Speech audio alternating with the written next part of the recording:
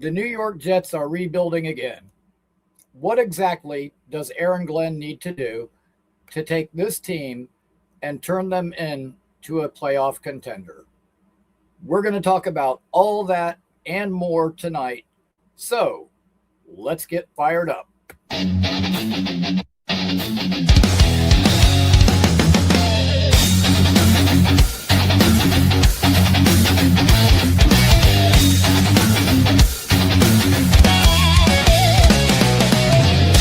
Ricky, New York is about to go live. We've been through hell, but we still survive. So call it now. I want all the smoke. I'm here to give fans a reason to hope. They continue to build, and soon enough, the Jets will be winning. Now let's get fired up.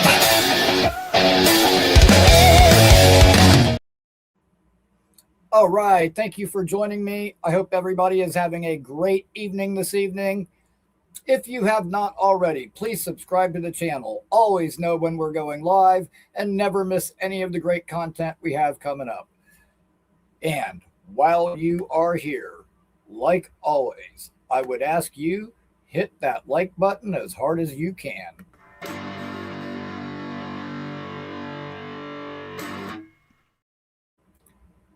So, the New York Jets are in the midst of yet another rebuild. And yes, it feels like we've seen this movie before. So, why should this time be any different than the others? What exactly is it that Aaron Glenn and Darren Muji need to do in order to take this team from where we are now, a very disappointing, historically bad 3-win season last year, and turn them into a perennial playoff contender, somebody who's in the hunt, and someone who can consistently stay in the hunt? That's the thing. And that's something that we all need to remember. Aaron Glenn, he's not coming in to make the big splashy moves to just quiet the fan base for right now. He is building this thing for long-term, sustained success. We don't want just one semi-competent year and then have to rebuild again the following year. He's rebuilding for the long term.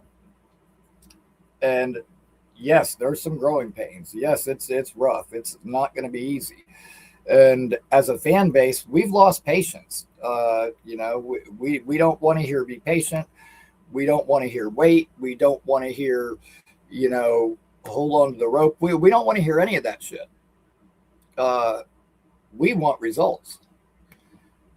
I think we're going to get them.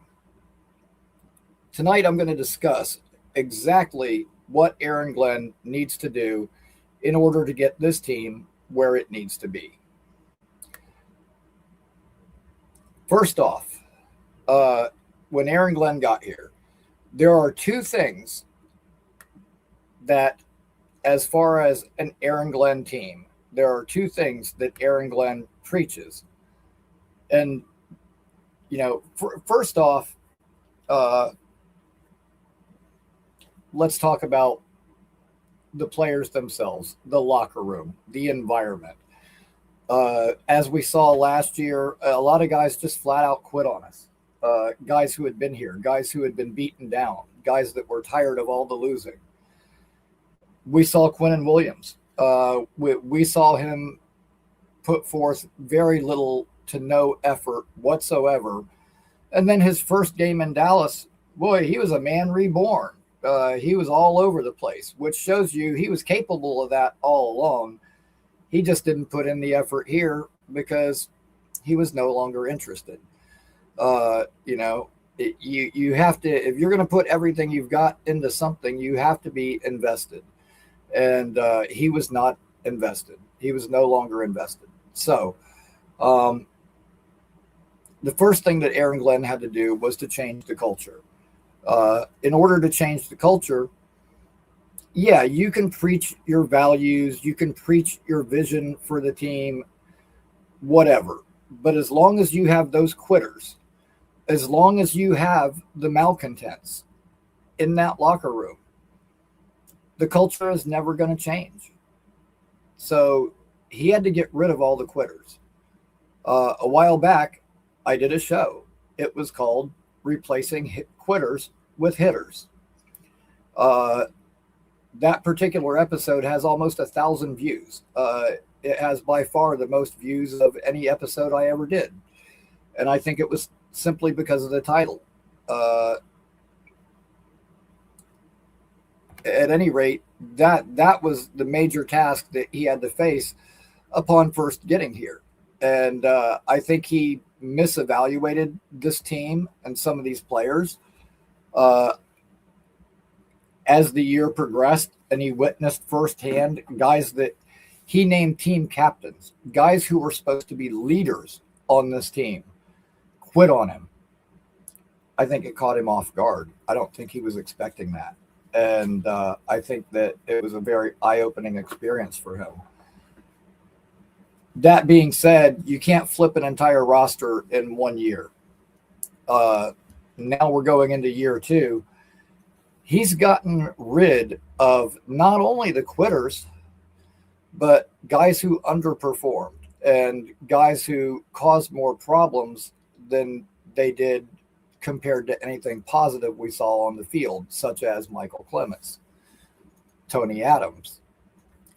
We've gotten, Aaron Glenn took out the trash this year. So, Yeti, I am not really entirely sure how long I'll be going tonight. I'm going to leave that up to you guys. I'm going to leave that up to the people. If people are calling and everybody's engaged and this thing keeps rolling, we're going to keep it rolling as long as the people want. I would say I'm probably going to be here until about 9:30, but again, we'll just kind of play it by ear and see how it goes. And yes, you're right, Valerie. Most of the quitters are on the Titans now. Quite a few of them. I've said this before.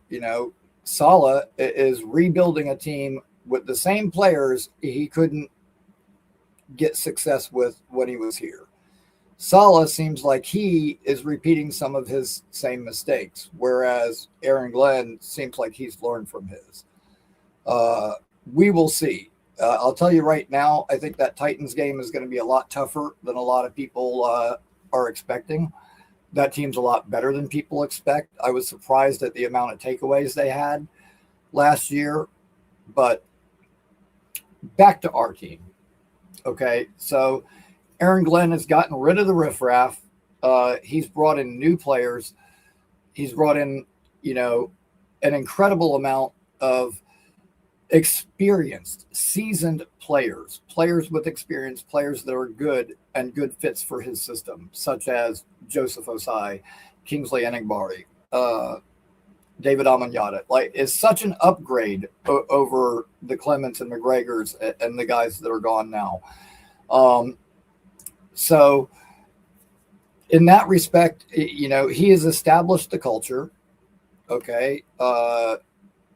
Players are bought in. Like every player I listened to an interview today with D'Angelo Pons and Omar Cooper, who just got here, but every player I listened to, and I've said this before, whether it's the draft picks like Bailey and Pons, or it's the free agents, be it Osai, Amanyata, if it's people we traded for,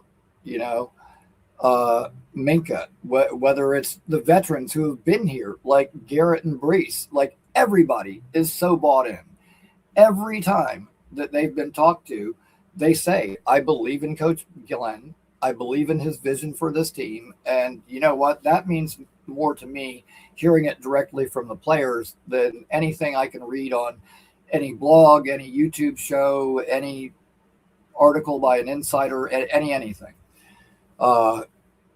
So that would be the very first step. But I was about to say earlier, Aaron Glenn, there's one thing that he preaches, or two things really, but uh, an Aaron Glenn team, your number one objective before everything else is A, stop the run, and B, run the ball.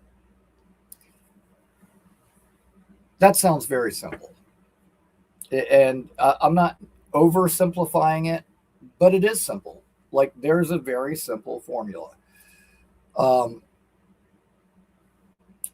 you stop the run, make the other team have to throw the ball, creates opportunities for your defense. If you can run the ball, you can dictate the flow of the game.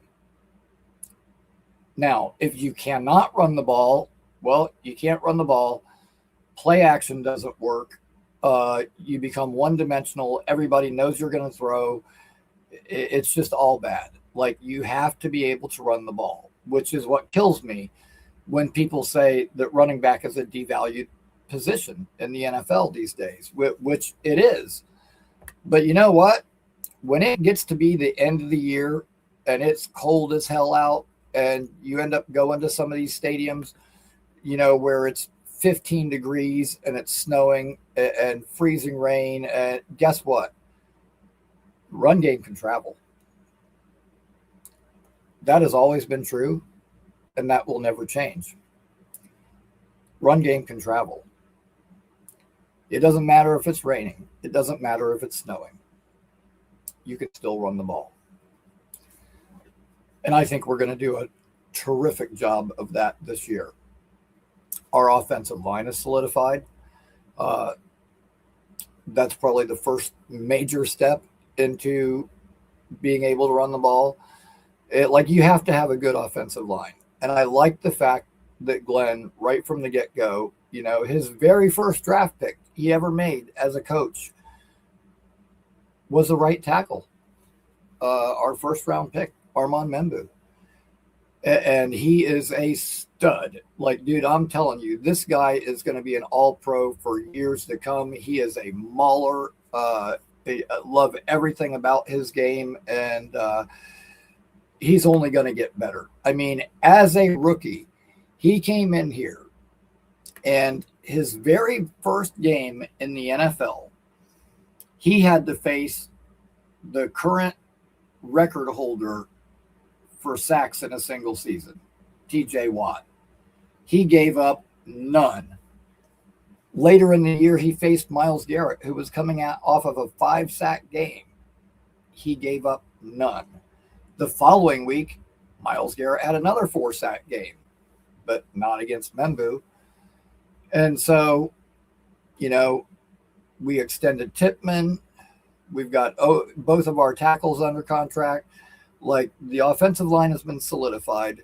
Yes, we could still use an upgrade at center, but while that's a need, I don't think it's such a dire need that they had to do something about it right now. So I'm okay with the approach. And an accurate field goal kicker would be nice. But listen, let me tell you what, Jason Sanders was a really good kicker before he got hurt. And he was injured all of last year, couldn't play. But if there's one coach on this staff that I do have confidence in, it's Banjo. So we'll see how that turns out. But back to what I was saying, I think we're going to be able to run the ball efficiently. I also think that in regards to the run game, I think we're going to see Brees used more as a passing option this year than we ever have his entire career. I want to see those wheel routes. I want to see the screen game. I want to see all that, and I think we will with Frank Reich here. We actually have an experienced offensive coordinator that will put together a solid game plan for us for a change. I think this offense is going to be a lot better, and I think we're going to see something we haven't seen in a while. I think we're going to see a Jets team that can put up points. Dave Briga, I do not know the answer to that.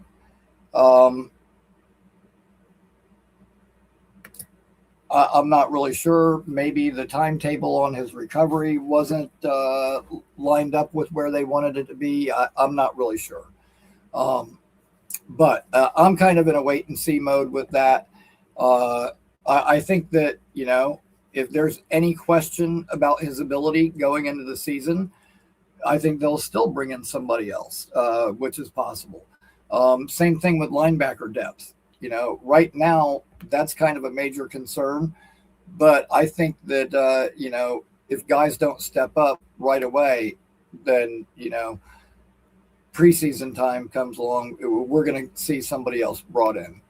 On the other side of that coin, from running the ball, is stopping the run. This is something that the Jets have struggled with for years, and I mean years. And you guys know me. I always try to be positive. I always try to kind of find the bright side of things, but I got to tell you what, if there's one thing that irritates me and gets me down with this team, it's the fact that, to quote Bart Scott, couldn't stop a nosebleed. Teams run all over us.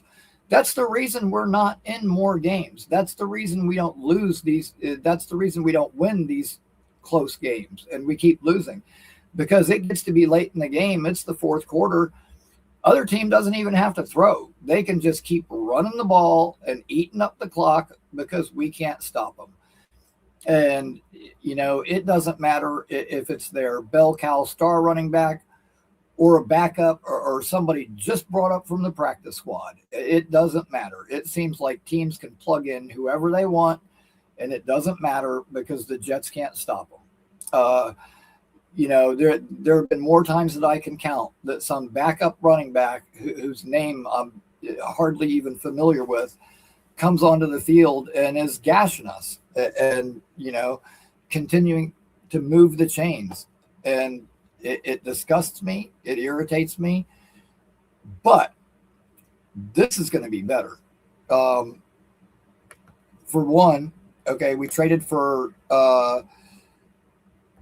Tavondre Sweat, a massive, massive human being with tons of potential. And I know potential is the word that gets coaches fired. However, I think Dunbar's the right coach to get the most out of him. And I think that Sweat is going to be, no pun intended, a massive addition for this team.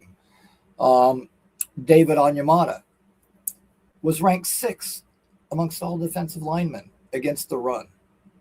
And Demario Davis himself said Onyemata is one of the better leaders and one of the best players versus the run of anybody that he's ever played with. And he's been around for a while. He's been in this league for a while. I do not take things that he says lightly. Again, with Enigbari and Osai, I think those guys are going to play a lot on early downs. And listen, I think the Jets are going to be really, really stout against the run. And it all starts there, man. Like, all of a sudden they can't run the ball. They've got to pass more. We can let our pass rushers just pin their ears back and go after the quarterback and go after the ball. And you know what? That creates sacks. That creates pressures. It gets quarterbacks uncomfortable.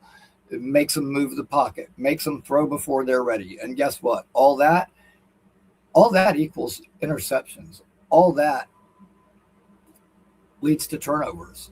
So, being able to do one thing will benefit another thing and another thing, and it's just kind of a chain reaction. But it all starts with being able to stop the run. We have, Demario Davis back. And let me tell you what, I was actually discussing this morning with Boy Green. Even at his age or whatever, and, there have been people speculating, is DeMario going to drop off? Is age going to finally catch up with him? And like I said, when you're a young NFL player, sometimes you make a mistake, you read and react not as quickly as you would like to. you're young and you've got that young man energy and that speed, and you've got the recovery speed to make up for it.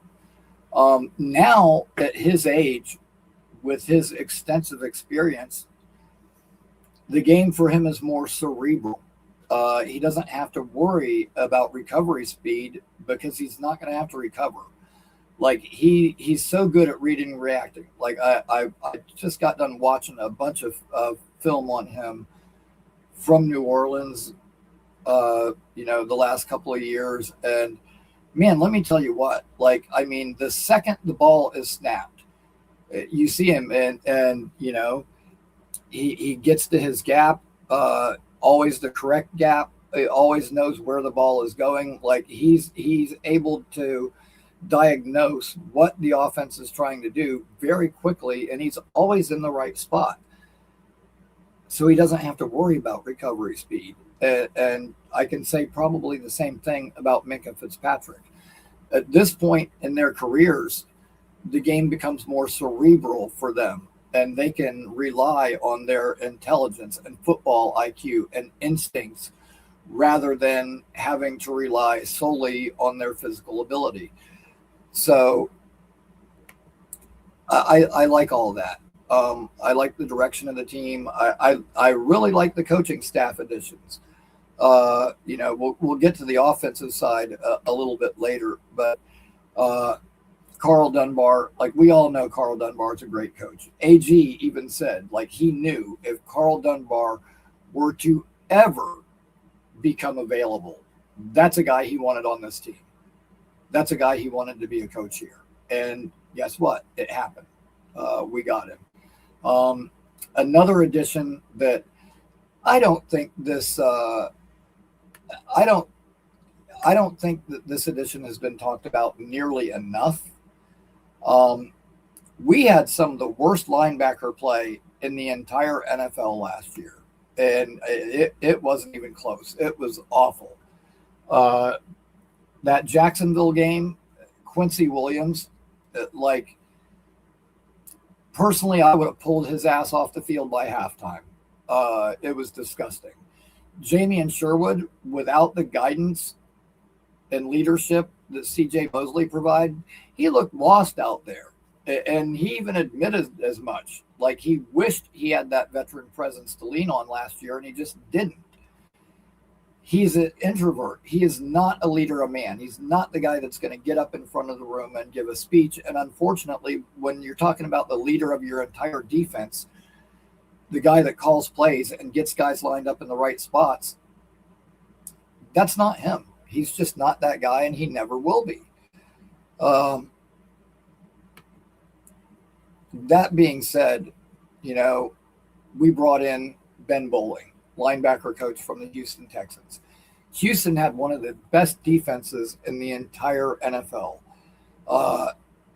This is an awesome hire for this team. And I think it's going to pay huge benefits. As I said, I think it's one of our more underrated moves. And I'll tell you what, guys, Ben Bowling is a hell of a coach, and he's going to have our guys flying around. And this defense is going to be aggressive. It's going to be fast. It's going to be violent. And it's going to look like real Jets football that we haven't seen in a long time. Now that is a hot take. Damn. I'm looking forward to it. I always talk about the late 90s teams, early 2000 teams, when we had John Abraham, Sean Ellis, Mo Lewis, Victor Green. I miss those days. I miss, those aggressive defenses that we had back then, and being able to put up points. And I think all of that is going to kind of come back this year. Our secondary, I think, is going to be improved. I really like the addition of Nashawn Wright. I've heard some people saying, Wright was only a starter for 1 year, this year that he had last year, where he was really productive and had all the takeaways. Dude, that's not a knock on him. Like, he finally got the opportunity to start and he made the most of it. People were all, crazy happy because we drafted Kenyon Sadiq, and he's a freak. He's going to be a matchup nightmare, and he's going to keep coordinators up at night, and all these things we said. But, Sadiq, he was only a 1 year starter. Why aren't there all those same complaints about him? He was behind Terrence Ferguson, who's now with the Rams the prior year. So, just being the first year as a starter, I don't see that as a negative. Actually, quite the opposite. But his ability to create takeaways, and now having D'Angelo Pons there, AZ will be healthy again. Brownlee will be healthy again. I'm expecting the secondary to be much improved, and I think we're going to see some takeaways this year. I actually think we're going to see a decent amount of takeaways this year, and I'm really pleased with that. And Dunbar is going to help. Reich and Musgrave are going to help. The coaching staff changes were badly needed. And if there's one complaint that I really have about Aaron Glenn, it would probably be his coaching staff choices for last year. I think he was thinking, how he talked about where the game is headed. I think he was looking too far ahead at where the game is headed and not paying enough attention to just build something that's solid and competent right now. Focus on the here and now. Build something confident. Rely on those tried and true values. Do the simple things. Do what works. Once you can do what works and do that well, then you can start expanding into other areas. Then you can start experimenting. Then you can worry about where football is headed. But you have to be at least good at what football is doing right now in order to think that way. So I think he's got his priorities in order, and that's all getting sorted out. That being said, I'm going to move over to the offensive side of the ball. I already talked about the offensive line, and listen, without a good offensive line, you can't run the ball. You can't protect your quarterback. You basically can't do anything. Offensively, it is very difficult, damn near impossible to have a functional offense, especially, one that functions on a high level, if you don't have a good offensive line. It's just a plain and simple fact. But the weapons we have, I'm going to get to that. Let me first address quarterback. Geno Smith is back. Listen, I'm not expecting Geno to, go out there and suddenly be Joe Burrow. I'm not expecting him to go out there and be Pat Mahomes. Okay. If Geno can just go out there and be good Geno, not bad Geno that turns the ball over, but good Geno, I think we're going to be good. I think we're going to be all right. He just has to take care of the ball, but he's going to get the ball out on time. He's going to hit the open guys. The last couple of years, whether it was, Fields or Cook or even Tyrod, seeing Garrett and seeing other guys run wide open and the quarterback just not even attempt to get him the ball was infuriating. I'm not even going to start talking about it too much because it's going to piss me off. And that won't happen. If guys are running wide open this year, Geno's going to get them the ball. And for years, we've been saying if we just had a competent quarterback, this team could be all right. And I still think that's true right now. With Aaron Rodgers, we ended up with a different situation where at the end, Garrett was running wide open, and it didn't matter. He was going to force the ball to Devontae anyway. Didn't matter. But point being, over the last several years, we've seen receivers and tight ends get wide open and not had a quarterback that could get them the ball. That's going to change this year. I've already talked about running the ball. I think we're going to see a re-energized Brees. We've got him locked up. I think the scheme is going to benefit him. But I'd like to talk about our other weapons. And this is the part that really excites me. Because most of the time, if you look, and I'm gonna let the chat answer this question, okay? Aside from Garrett Wilson, over this entire playoff drought of 15 years, whatever it is now, how many times have we drafted a first-round wide receiver? The answer would be none. Garrett Wilson is the only one. As a matter of fact, you would have to go all the way back to Keyshawn Johnson to find another one. I do not think that is a coincidence. And yes, we have had a lot of defensive-minded head coaches. But the fact that, in over 2 decades, we've only used a first-round pick on a receiver once, I think that factors in to the problems that we've had. When we do have a number one receiver, we often don't have a competent number two. So teams can double them, focus on them, make them the focal point of what they're doing on defense, and essentially take that number one out of the game, and then you got nothing. That is not the case this year. Okay. Garrett is going to be Garrett. But now having A.D. Mitchell across from him, and keep in mind, we never got to see the two of them together last year, I think it's going to be huge. A.D. Mitchell, there's a reason everybody's talking about him right now. And yes, he's looked great running around in shorts, whatever. But, dude, he got open at will last year.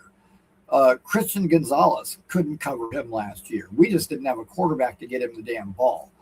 The balls that did get thrown to him were often late. They were often behind him, off target. Just, it sucked. But I think we're going to see really good things from him. As I said before, you don't always get a second opportunity in life, but he's gotten one. You can tell that he appreciates it and is trying to make the most of it. And man, I really expect a big year from him. I said before, I'm looking like 800 yards, 8 touchdowns. And I don't think that's unrealistic. He's going to be a really good deep threat. And the fact that him and Gino have already formed this bond, and they're already, building that chemistry together, and it seems like it's going really well. I like that.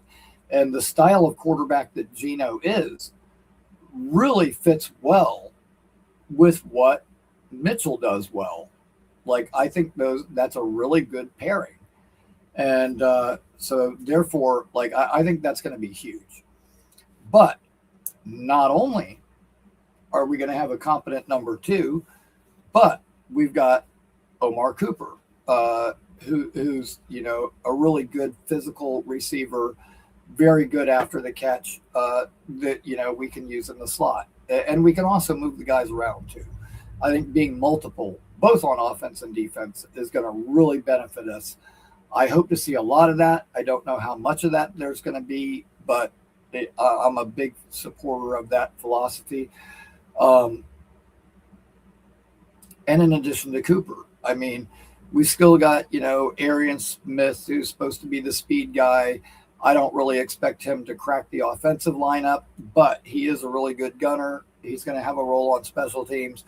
Isaiah Williams, who primarily will be our returner, but the times that he's got chances on offense, he's made the most of those. And, he's been training with Olympic sprinters to improve his speed even more during the off season. And from all indications, everything that I've heard has been doing really well in mini camp and taking a step up and could actually be a contributor.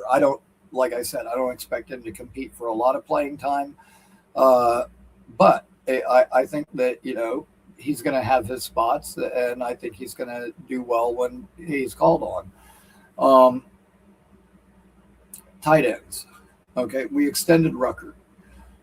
We all know that Ruckert's probably going to be more of your inline blocking tight end as opposed to a pass catcher. But, he can be decent in that role.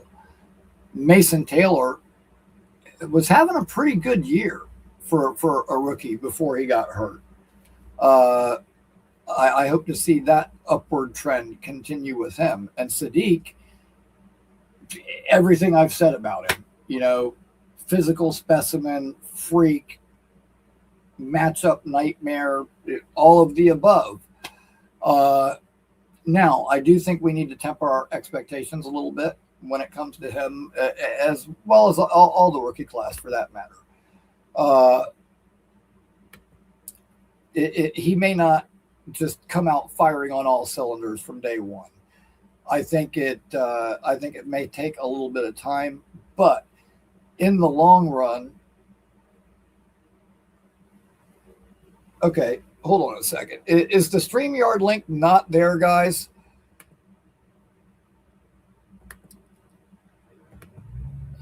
Apparently, StreamYard is giving me problems again. Every once in a while it does this, where whenever I play a video clip, it takes down the StreamYard link. I am not sure why that happens, but give me just 1 second and I will correct that.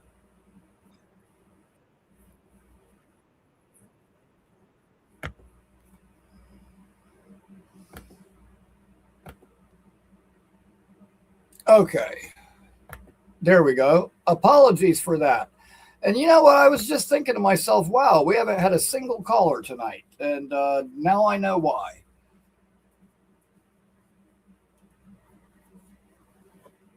Okay, now, yes. Now I understand why we haven't had any callers. The link disappeared on me again. But there we go. Now that problem is solved.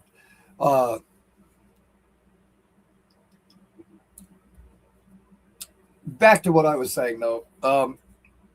Dude, I think we're going to see a good, competent offense. I think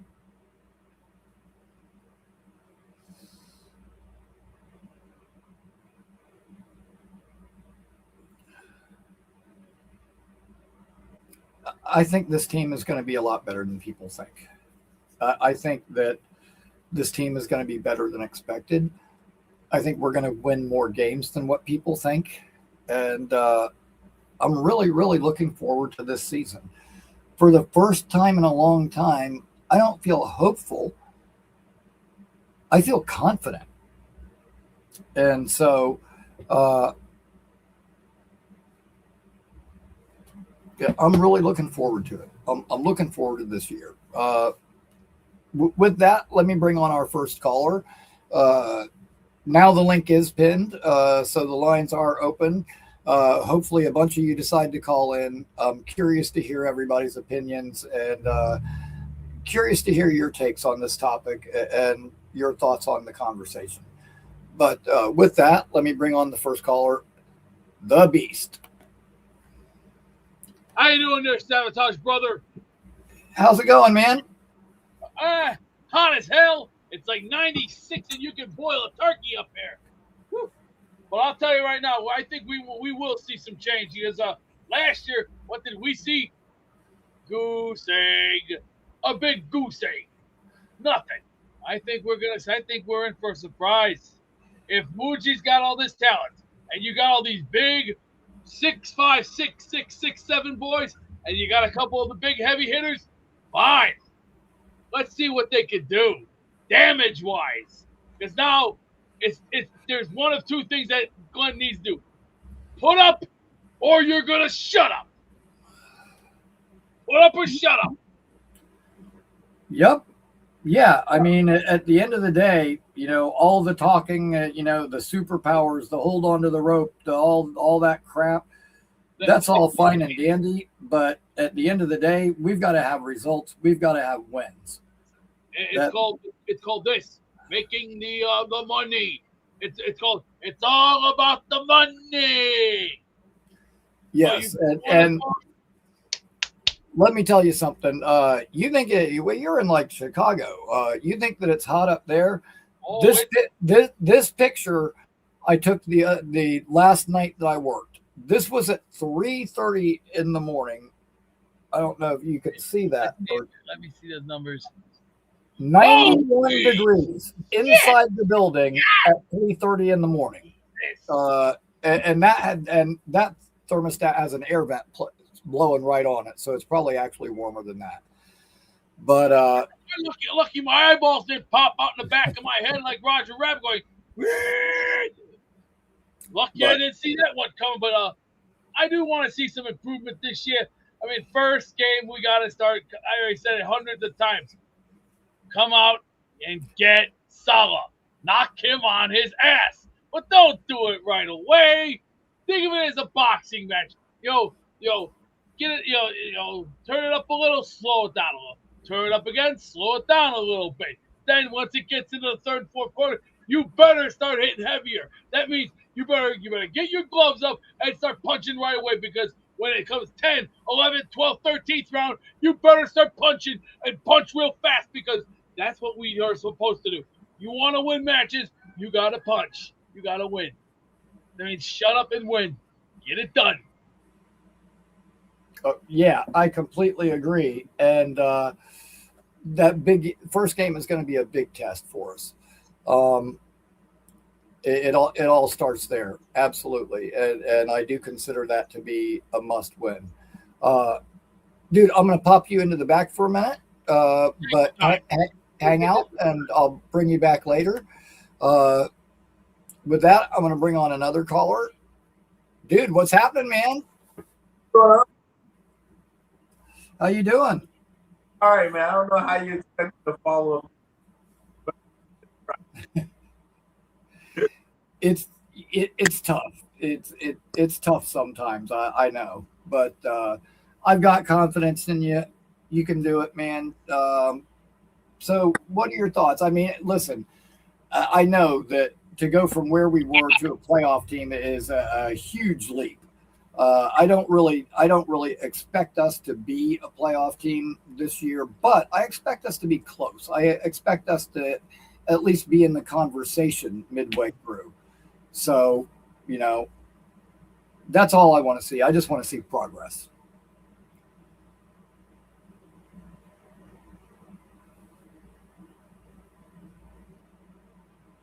No sound. Yeah, no sound. I can't hear you. I don't know what happened. You had sound when you first came on.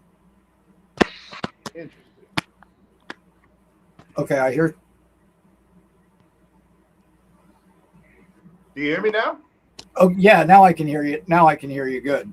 Okay, great. So it's tough for me because the days of Trent Dilfer and Brad Johnson, where you have a good team around you, but you don't have a quarterback and you're still able to succeed, are gone. I don't think that in 2026 you could really win anything significant without having a quarterback. And I do believe that Geno is going to be an upgrade over Fields, because to be completely honest with you, it's going to be hard not to be better than Fields, because to me, Fields and Wilson are kind of neck and neck when it comes to the worst quarterback in the history of the franchise. So I don't think you can get any worse. but it's going to be tough.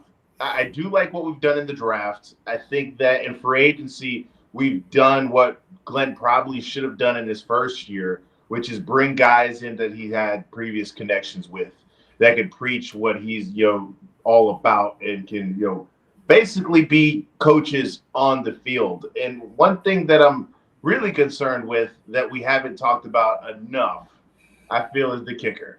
Because as we saw in the year with Rodgers, kicker could lose you 2-3 games, if you don't have a good one. And a really good kicker could win you 2-3 games. So the fact that, we're still at a point where we don't know who's going to be the kicker, it's still really early. So who knows? You could find a guy who's a really good kicker, from the XFL or a former soccer player or whatever. But just the fact that right now we don't have a kicker is something that worries me. But I do think that whatever happens with this team, it's going to fall on the shoulders of two guys. And it's Aaron Glenn and Geno Smith. Yeah, I completely agree with that. I mean, it's really going to fall on Glenn, but Geno is going to have a big, determining factor on what that conversation is when it does happen. Absolutely. So I'm curious about this. You're a guy who's optimistic, very optimistic about the team. When was the last time you went into a season where you knew, okay, there's no shot we're going to do anything? Oh God. That's a good question. Let me see. It would be, God, there's a couple of points probably. I think there was a year when I think like Chancey Stuckey was our number one receiver or something going into the year. When we had like Matthew Hatchett as a receiver that we got from the Vikings, which, but yeah, it was probably one of those years, probably the Chancey Stuckey year, but there have been like a couple of seasons where like in the off season, I was just like, oh shit, this one's going to be a wash. Like that I just wasn't really fired up at all. There was the year that we took like Ardarius Smith and Chad Hansen, the two receivers that were both bums that were quickly out of the league altogether. There have been some big misfires, and I would say it was probably one of those years. Because there have definitely been years where, like, before preseason even got here, like I was already looking to the next year. Thankfully, those have been few and far between. There have probably been a lot more times where I overestimated the team and was too hopeful and thought they were going to be better than they were, and it didn't exactly pan out. But that being said, like, I think in some of the other rebuilds that we've had, like, I remember when we first had like Revis and stuff, like, I'm like, okay, we got this great secondary, but we're not really getting much of a pass rush. And it's either we had great secondary and no pass rush, or great pass rush and no secondary, or we've got lockdown corners, but our safety sucks, so we just get beat down the deep middle.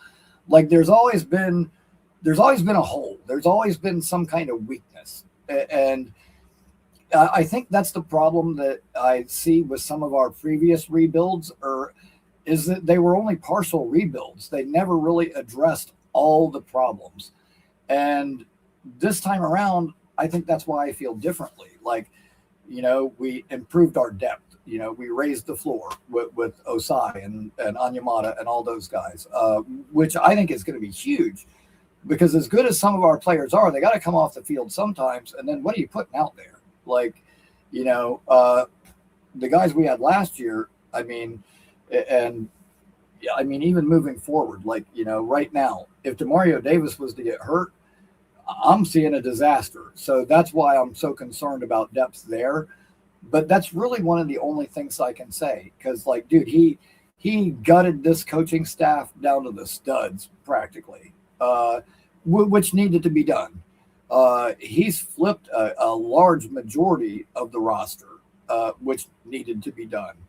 But like you can go, unit by unit, defensive line, linebackers, secondary, offensive line, receivers, tight end. Like there's no part of this team that hasn't been redone, reshaped in some way, shape, or form.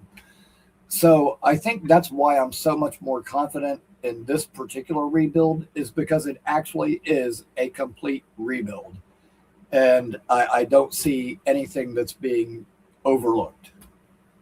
For me, the reason why I'm confident is because you see that there's a light at the end of the tunnel next year with the 3 firsts. Whether, in a perfect scenario, we get the answer that Glenn's the guy, and we have a competitive season, and you see that there's been improvement throughout the year in different position groups. And whether we are picking top 10 with our own pick, or somehow the Colts or the Cowboys or the Packers, they falter and they get us a top 10 pick because they flamed out, or we use those picks to trade up, there's an avenue to get the quarterback, which is the most important piece of the rebuild. Or we get the answer that Glenn isn't the guy, and we have a top 10 pick, and the job is attractive for guys who there's multiple different candidates that have successful track records. McDermott, I think that for a lot of Jets fans, the whale is probably Mike Tomlin, and who knows what goes on with the Vikings. Every year there's always one surprising, firing of a coaching candidate. So that's kind of why I feel optimistic. If there was ever a season, to be honest with you, where we can hit the simulate season Madden style in real life, for me it's this year, because I feel like all of the answers are going to come at the end of this year, whether Glenn is the guy or we're going to get another coach who's an established winner. It's a win-win for me, at least in my mind. Yeah, I'll agree with that. And honestly, I think we're going to probably have our answers by midway through the season. Honestly, I'm going to bring on a couple more people to join this conversation and give their thoughts. Matty, how you doing, man? Good, buddy. How are you? I'm doing okay. I'm hanging in there. We'll just say that, plugging along, doing what I can. And Derek, always good to see you as well, Derek, my friend. what's up, Kevin? How you guys doing? Matt, the brother, man, how you brothers doing? Good, man. Good to see you guys. Good, man. Kevin, I'm going to go ahead and Maddie. say real quick, I don't think we should be that optimistic about this season, in the sense of they're not going to do much on the field. They are going to, like you said, Kevin, we are going to get answers. That's the thing. This team, I've said this before, we're going to go 7-10. I always want to say 7-11 for some reason. 7-10, but what we're going to see is hopefully a team where by 3 minutes into the second quarter, we're not going, shit, man, I'm going to turn this off. Like, I already know what's That going would be on. nice. So I think we're going to have a team that's going to be more fun to watch than it has been in recent years. But I don't think Glenn's in any danger of losing his job. Period. Because this is his first year, really. Last year he had absolutely nothing to work with. So I don't, people are so down to give him a hard time and jump on his case. And I'm like, look, man, the guy had nothing to work with. And then you have Braylon Allen get hurt. There were a lot of injuries, et cetera, et cetera. So what I think we're going to see is almost 17 games of preseason football, in the sense that we're going to be throwing shit at the wall to see what sticks. And I'm fine with that. I really am. Because to what you said earlier, I have liked what I have seen draft-wise, off-season-wise. Rome was not built in a day, and God knows the New York Jets can't be. So slowly rebuild, fine. After this season, I think competitiveness is not out of the question. But that said, again, I just want to not need to call the suicide hotline at fucking halftime. You know what I mean? I mean, let's be honest. Yes, I do. Every year, I think, what was it you said? When was the last time you went into the season thinking this team isn't going to do shit? I don't know, 2019 onward. Yeah. Like when was the last time I didn't feel that fucking way? So I think that we got to just understand that, if we're gonna embrace the idea of they're gonna rebuild this team, we got to just let them rebuild this team. And that said, I would love to see some wins, but I also know that we all know what the draft menu is next year. Franchise quarterback. End of discussion. Yep. You know, Hopefully. and a kicker. We are going to need to get a kicker. Yeah. But for the time being, everybody calm down. Don't expect a whole lot out of this team. Just be able to go to work on Monday morning and not have everybody jump in the middle of your ass going, "Hey, dumbass, how was your Sunday?" So that's where I'm at. Right on. I agree with every bit of that. I just want to see progress and something competitive. Even if we don't win games, I just want to know we're in them, that we're fighting until the end. Yeah, I don't want us blown out. I don't want to be down 28-3 at halftime every week. Yeah. I loved what Kevin was saying in terms of the Trent Dilfer and the Brad Johnson. The 2022-2023 season, whenever we started 6-3 with Zach Wilson, I legit felt that defense, which I believe before the playoffs started, finished number 1 in points per game allowed in the National Football League. I really thought that would have been our year, and then we went on after starting 6-3 and lost every game, or 7-4, I think it might have been. I thought that was a really good point. I don't know if I want to kill Jason Sanders just yet. I want to give him a chance. I'm still against. I don't know how you don't bring Nick Folk back after the kind of year he had. I don't know if maybe at his age and his leg, with where it was at, and maybe the comfortability of his body, that he maybe wanted to start kicking in a dome. I would have spilt out whatever money, but I don't know the conversations behind closed doors that were had around then. So I'm not entirely sure what could have elapsed around that. Ricky was bringing up the margin of error is so small in the NFL. Last year, 78 NFL games ended decided by a field goal or less. So I get that kicker's super important, and even the most optimistic of Jets fans, I do feel like should be a little weary about just how the way that last season. Like, I got these stats like all the time. Like, 5 of our first 7 games, we lost by 8 points or less. I know a loss is a loss, and we became the only team in NFL history to lose 5 straight games by 23 or more points. So, like, there's both sides of the spectrum. We're going to find out really quick how quickly AG learned from last year. And I just feel like from a roster standpoint and even a staff standpoint, on NFL radio on Sirius XM, they said that there's 36 new coordinators coming into this offseason. So there's a lot of new for a lot of NFL teams. And I feel like with where Muji, to Ricky's point, which I really, really, really love,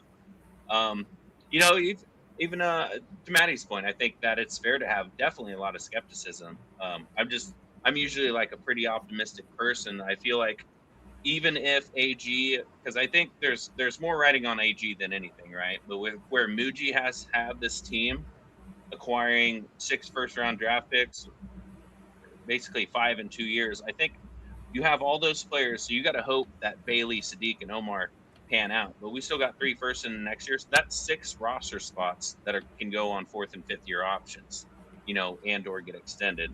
That's 6 out of 22 starters on your offense or defense. So I'm going to stay optimistic for right now, but to Maddie's point, I definitely do get the skepticism. Yeah, I'm optimistic about the rebuild, how it's going. I like what I've seen. Mm-hmm. I just feel like everybody should remember this season is not it.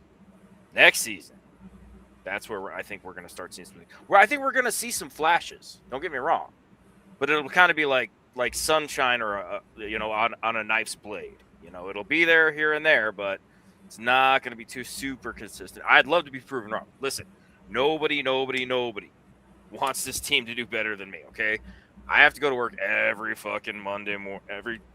I'm off Mondays. I go in on Tuesday. And God, I have to hear about it endlessly. And believe me, they take such joy in giving me shit about it. And I would love to be able to just waltz into that place and be like, who's got something to say?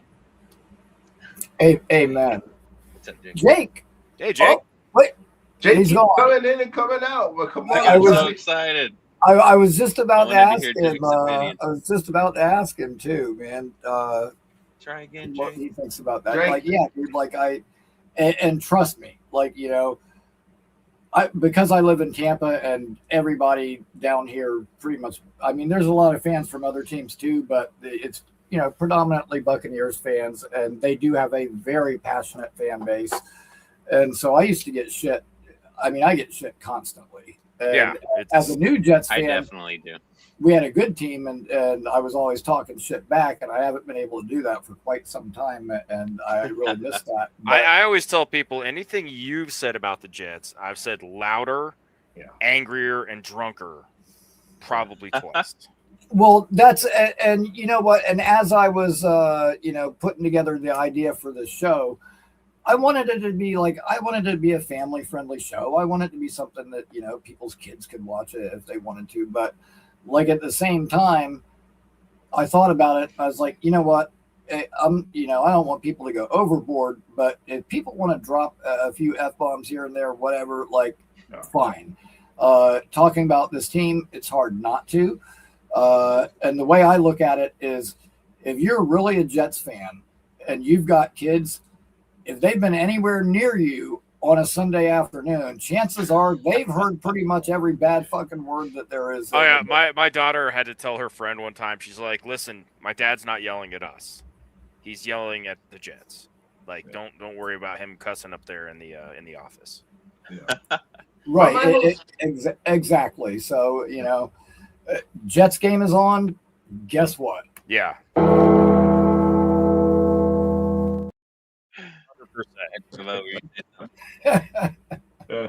My whole thing is going into this season. We've seen if we look at, especially over the past decade. Let's go with more of a recent sample size. The teams that have the most success, or the root of their success is always the quarterback and head coach combination. Brady, Belichick, Mahomes, Andy Reid. Sirianni and Hurts. The guys who have been perennial playoff contenders, they're always good at quarterback and head coach. And for us, we're going into this season with, I think, a pretty solid, offensive weapon core. Our O-line is good. The defense, it can't be any worse. I feel like it's improved a lot. But at the end of the day, our quarterback combination is Geno and Aaron Glenn, which Geno's an upgrade over Fields. Like I said, but it's hard not to be an upgrade over Fields.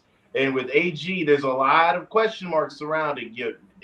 Last year he was bad, but we've had an overhaul of the coaching staff. So who knows, maybe with an overhaul of the staff, things will look better, but there's still a big question mark. So our two most important factors going into this season that is going to lead to whether we're going to be successful or not, there's a lot of question marks. And head coach and quarterback. It's so crazy because the Chiefs had both of those things last year and went 6-11. They had Reed and Mahomes. Everyone points to the injury. KC was an interesting. That was an interesting thing to watch last year. Yeah, they're still a good team. I'm sure that's definitely like a fluke. You're probably not going to see that happen again. But I just look at how some of these rosters are constructed. Like, if you're going to sit me down and be like, "Hey, Derek, would you rather take the Jets offense or the Chiefs offense?" I'm taking the Jets offense any day of the week, and I don't think that's really.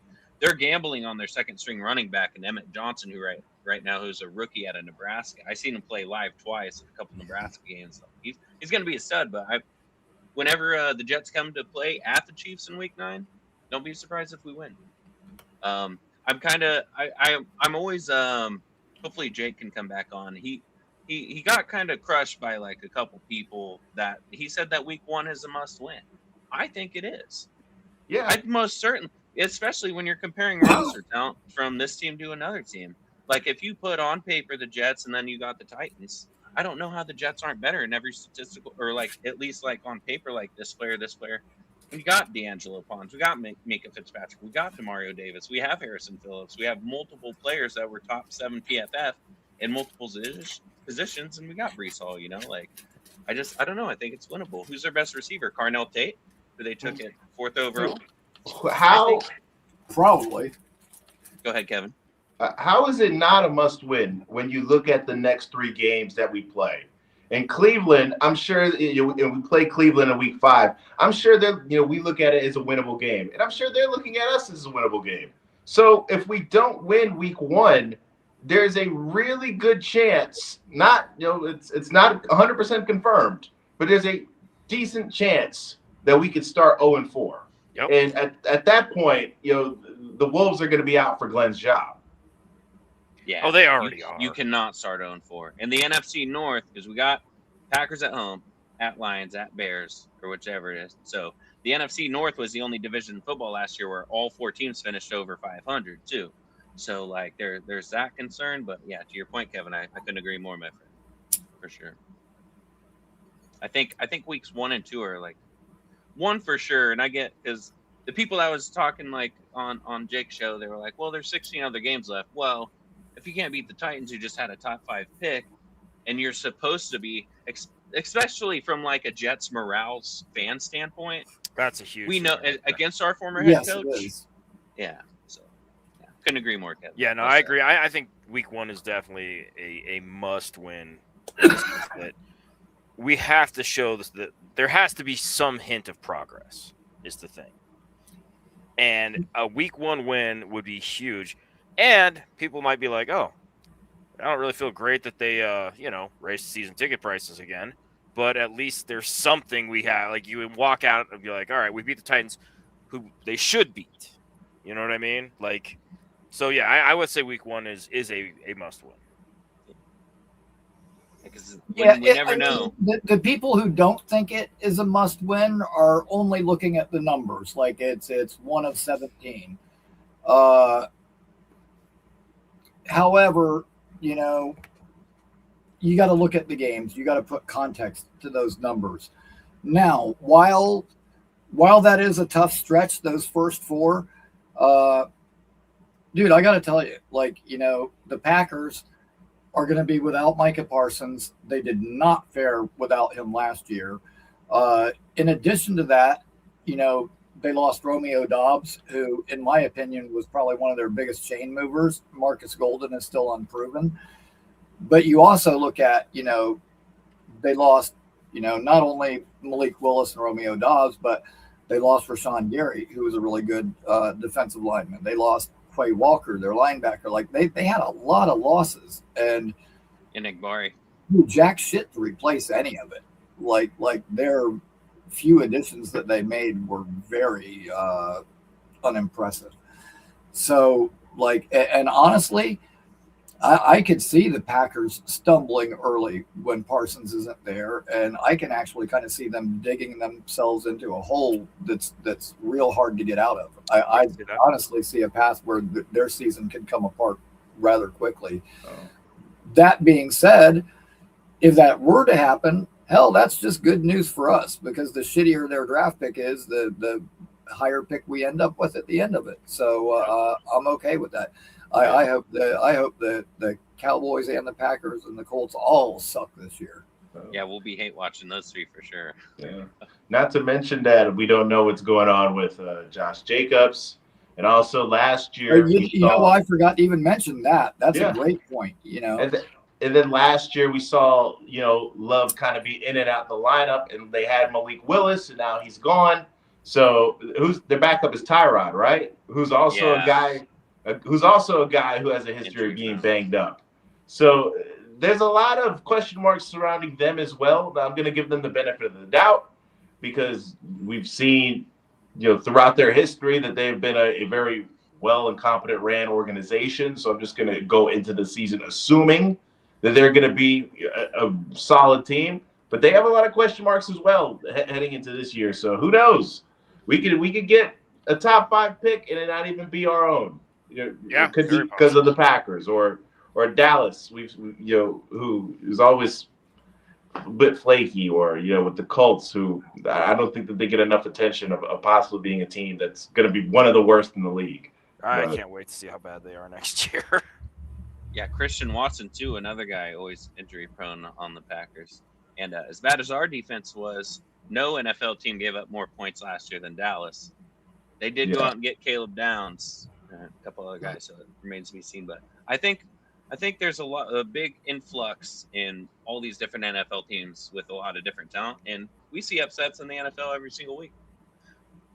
So the Browns beat the Steelers and Aaron Rodgers last year, and that was like an 11-point spread. So I think I'm sorry. Go ahead. I cut you. No, go ahead. I think what's gonna be great is I think we're all gonna really enjoy watching football this year. I think so, honestly. All around the league, it's going to be entertaining. We're going to really just enjoy football this year. And that in itself is so nice.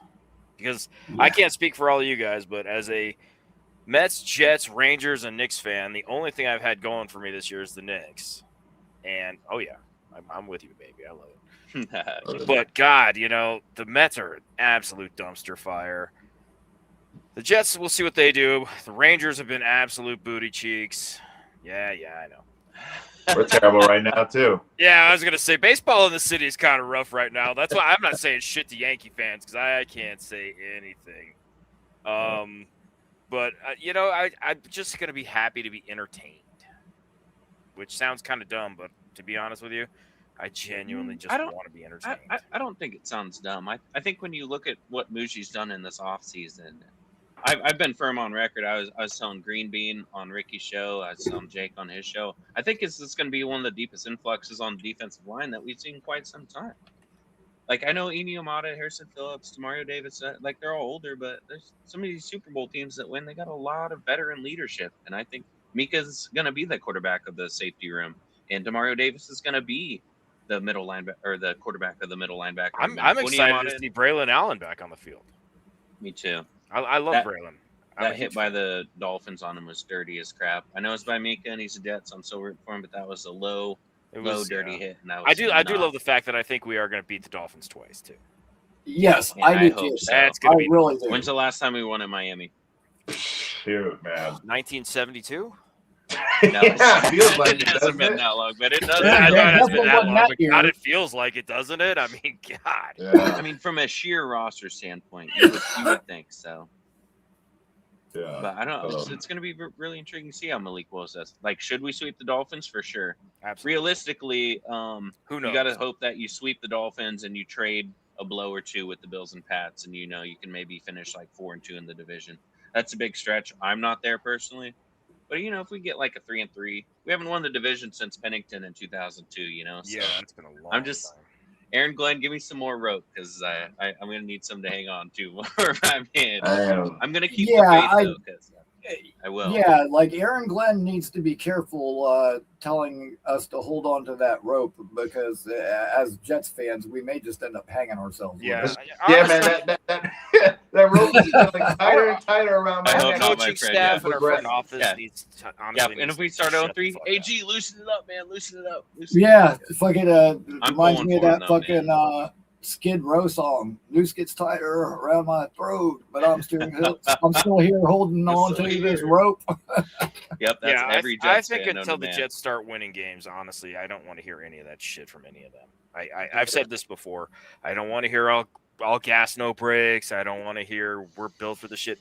Shut the fuck up and put wins on the board. Dude, all have of that. No That's room it. to talk about anything like that. You That's know the what? training Though? camp juice. The funny thing about that is if you kind of not flipped our record, but like say last year we were a 10-win team, nobody would be saying jack shit about the way he talks. We'd all be fucking eating that shit up. And I've said that before. Like, dude, Rex Ryan came in talking like that, and we loved him. And we went to the AFC Championship game the first fucking year. But talk is cheap. AG came in talking like that, and we won 3 fucking games, and nobody wants to fucking hear it. And as much as we all loved Rex in the beginning, look at the end of Rex's tenure when we were fucking bad. All that big talk, it got old really fast, and people could not wait to fucking run him out of town. Yeah. It's all just the nature of the beast. If you ain't winning, no one wants to hear your shit. Yeah. I mean, the NFL, I've said it a million times, it is the ultimate production-based business. What have you done for me lately? Absolutely. All that, all gas, no brake, don't let go of the road. All that shit like worked in like the early 2000s and the mid 2000s. If we look at the coaches now, you don't hear like McVay or Shanahan or Mike McDonald, all the guys who are continuously having success year after year talk like that.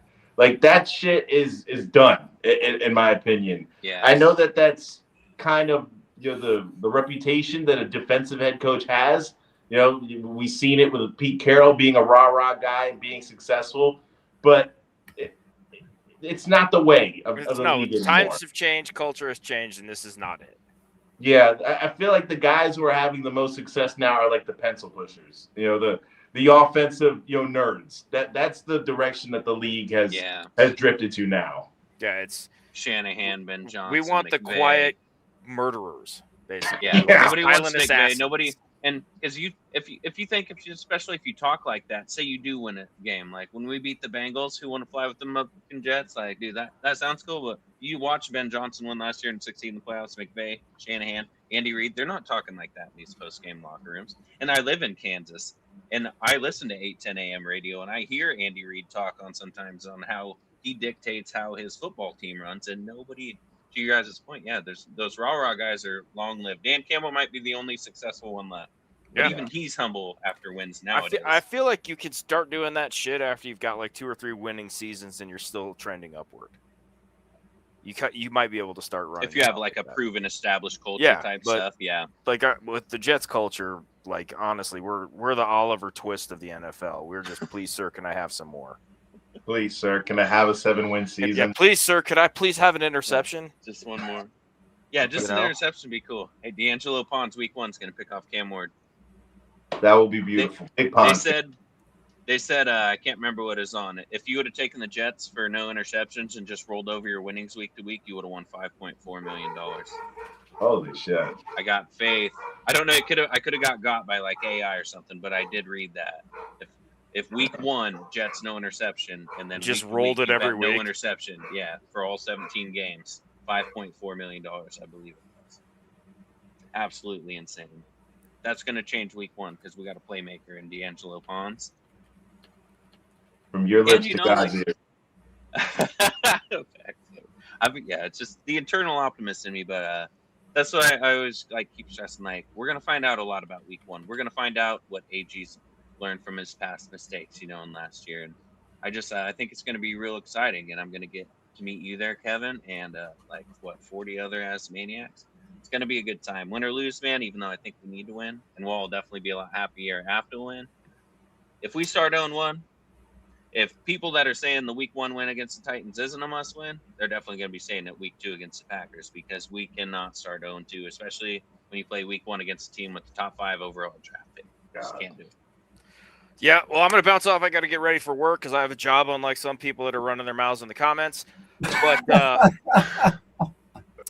that said, boys, always a good time. Ricky, great to see you. Derek, Kevin, always a pleasure. Maddie, always a pleasure. Appreciate it. Have a good day, brother. I'll leave so Scaredy Cat can come back on, but I'll talk to you guys later on. Dude, you're all good, man. It's always good to see you, Maddie. Have a good night at work, man, and I will catch you again soon. Go Team USA tomorrow. Yes, sir. Let's go USA. All right, boys. Hell yeah. Take care, brother. Right on, man. Hell yeah. Great caller. Coach Blick, thank you very much for checking in from work, man. I appreciate that. I'll see you in Nashville. Yeah. I didn't realize that at first either until I saw him on Dano's show one night, and maybe I had heard it in the chat before and I just didn't recall. But one night he called in their show, and when he came on, they were like, "Yeah, Coach Blick." And I was like, "Oh, okay." So. Yeah, but I remember like the first time I saw the name in the chat, I typed to him. I was like, "Any relation to Danny Glick?" And he was like, "No." And I don't think he got it, but Danny Glick was the little kid in the Salem's Lot movie that disappeared that they were looking for, and then he comes floating up to his brother's window, scratching on it, But. Yeah, I don't know. Stephen King fan when I was young, so I guess the name stuck with me. Whatever. See, Maddie got it. Thank you, Maddie. You know what? Now I feel a lot better for that, knowing that somebody else besides me got it. Well, probably showing my age a little bit, but yeah. And I tortured myself by watching the remake of that not long ago. Oh, so bad. Started off really good, but was so bad at the end. Really disappointing. But they had that song, Sundown, if I forget the guy's name that sings it now off the top of my head, but that damn song got stuck in my head after watching that. I got a question for you. Both of you are also Asmaniacs, so I can ask you this question. What is worse than getting like a song stuck in your head? Like where you just like keep singing it, keep humming it, and Yeah. can't, Depends on how bad is the song. If there's like say I'm hanging with my mom and she just sings "I'm a Barbie girl," so like is that song gonna repeat in my head? Because is that the type of stuff that you're referring to? Because that's no, it happens with all different songs. It really sucks when it's one that you hate. Right. You can't get rid of it. Yeah, but what's worse than that, I think, is getting a part of a song stuck in your head. Because the other night when I was walking around work, I was like a one punch brigade. Charles needs to get a job. Like that's like the only part that I knew. So like all night I'm walking around and go, Charles needs to get a job, and but I couldn't think of any of the words beyond that. And it was so funny because cool. I guess it wasn't a song. I guess it was just one line from a song. Yeah, that's awesome. So Ricky, I'll hop into like a Discord call with some of my friends, and they'll always play because they'll watch like my clips on Jake, and they always play Derek the Kansas Jets fan. But that's one that I love, but that will get stuck in my head from time to time just because I love it so much. So like they set it to right when I enter the Discord call, it just says Derek, and then there's like the drum beat, the Kansas Jets fan, and it cracks me up every time. I love it. To your point, Ricky, that happens all the time, brother.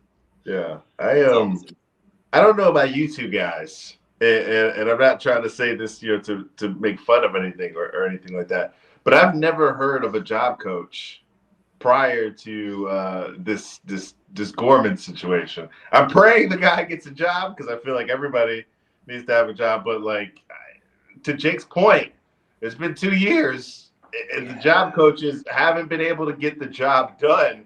I think the job coach might need to have their own job coach because it doesn't seem that they're doing a good job.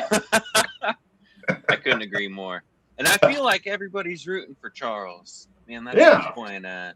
And that's why people were saying that Gary is like maybe being a little harsh on the call today whenever Jake called him in. But I think at some point, and Charles Gorman got me into the Aspen show, and then I fell in love with these two phenomenal human beings. But that's actually like 9 months ago, I think I became a member when I started watching Gorman on frequently. Like, so there's nobody rooting for him more than me, but you have to like stick your head to the ground. And I remember you commented in the chat earlier today, like, dude, in the wintertime, there's got to be somebody willing out there to shovel snow or cut some grass.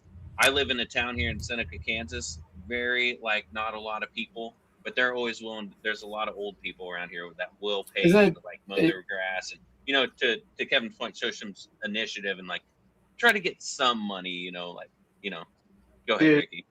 Yeah. Right. But I feel like we're the only place I've been up there is I used to go to Leavenworth, Kansas, all the time to my aunt's house. Like, Leavenworth's a little rough. Is it a similar size town where you are to that, or Leavenworth is quite a bit bigger than where I live. There's only about 5,000 or 6,000 people that live where I live here in Fort Leavenworth. I think that's where they sent Michael Vick for like the dog fighting. Like that's like where one of the worst prisons. There's a lot of crime in Leavenworth. So really? You had a good experience when you were there, yeah.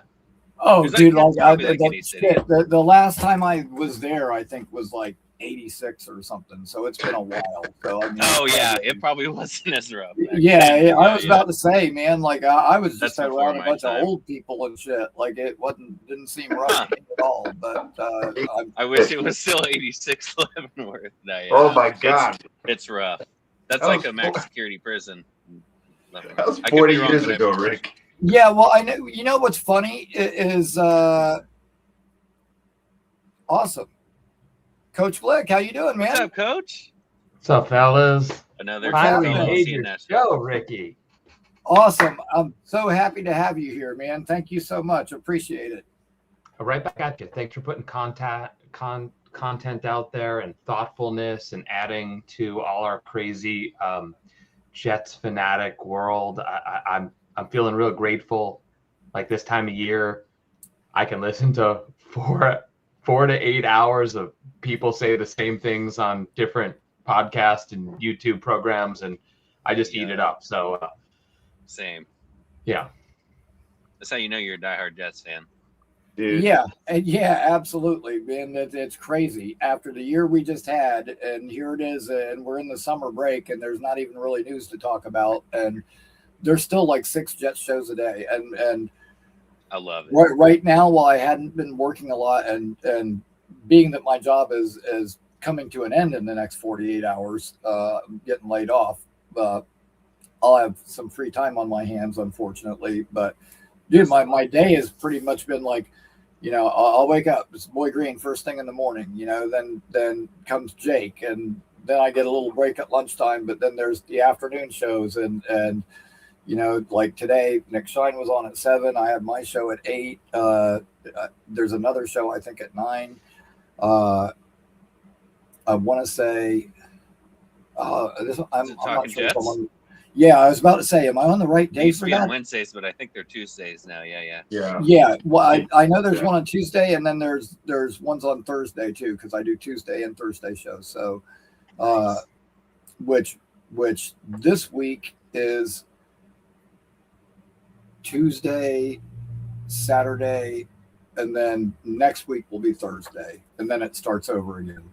Which that'll be one thing, is hopefully my next job will be an ordinary schedule, not an alternating schedule where I can go every Saturday night, not every other Saturday night. I think that's really what's kind of hurt the channel and growing is it's not every day like that schedule flip. And I try to be really good about letting people know, but at the same time, it would be nice just to have a set schedule that didn't change at all. Yeah, I hear you. I'll say that getting laid off from my prior job 23 years ago was the best thing that ever happened to me. On my way home, I made a phone call to my current boss, and world got so much brighter and better. So this is probably a really good thing for you, and you're probably going to navigate life and find the things that allow you to be your best self. I know I'm like overly positive. Sorry, I'm a Jets fan and overly positive, but it's going to happen. Like, I just believe those things. So, yeah. I'm right there with you, Coach. You know what? I definitely hope so. I definitely hope so. And listen, I really like my job now as far as what I do, but I hate my boss. I get treated really badly. And lately I had gotten to a breaking point. And, I told my wife, told everybody, like, I can't keep doing this any longer. It's been 6 years. I get abused every single day. And it's only gotten worse. And just mentally, it's just not a good environment for me to be in. And I finally got to the point where I can't do it. So I had actually started looking for other jobs. And then they came and told me the corporation that bought our company, they're cutting a bunch of people. They're laying a bunch of people off. I guess they've gone over the books and decided what they're willing to pay for and what they aren't. And when they bought the company a year ago, I was worried about this. And I kind of let myself get comfortable after a while when it didn't happen and thought I dodged a bullet. But they came to the CEO the other day, I guess, and was like, why does this night shift have a assistant for the supervisor? Like, no other shift has a supervisor. That's because none of the guys could handle it. It was too much work, and they all quit. They got overwhelmed, but they couldn't keep anybody else at that position. But they said all the other supervisors can do it without one. He can do it without one too. After July 1st, we're no longer going to pay for that. And he came to me and he was like, I could have let you off right then, but you've been a good employee. I feel kind of bad about this. So as far as I'm concerned, you're here and working through the first. And actually, I'm working, I guess, the first and second, I think, or something, because the other night supervisor got suspended without pay, and they have to have me cover his shift, but they were going to lay me off. So I did get like a 2-day reprieve from my layoff because they don't have anybody else to cover that shift. So I'm working tomorrow and the next day, and then I'll be unemployed. Sounds like you're saving them, and they're not doing you any favors. So do your job. You know what? Know the end is in sight, and you want it. You want Yeah, them to, without the next thing lined up yet, I'm going to go ahead and earn every dollar that I can right now because I may end up needing it. So I'm going to go ahead and take it. And plus, that'll be overtime pay for the one day, too. So I'm going to go ahead and take it while it's there. But, man, I got a car reserved for Friday to go and drive Uber and start doing that. And you weren't here for it, but that's a whole big circus. Like they tell you can rent a car from them, but there's never any cars ever, like it seems like. And so I'm hoping I get lucky and they get sent some cars, or there's one that's available for me on Friday. I've made a bunch of reservations. Every one of them's been canceled because they never have any cars. But who knows? You know, maybe my luck will change, and without having to worry about that other job, I can start driving. And I can tell you this, when they do eventually get a car and I get in one, I'm not turning that sucker in either. I'm going to renew it every friggin' week, and somebody else can be out of luck, not me. Yeah, especially in like Tampa where you live, I'm sure the supply and demand for that kind of stuff. Well, I don't even know. I don't have any friends at Uber or nothing like that, but I can imagine it'd be pretty like cut. Yeah, like she said she's making between like 18 and 25 reservations for each day practically, and canceling all of them, you know. And they cancel one, and then you put in another one, and then that comes up and they cancel that. And I keep calling and they're like, listen, man, Uber's just not sending us any cars. And there's, you know, it's a supply and demand issue.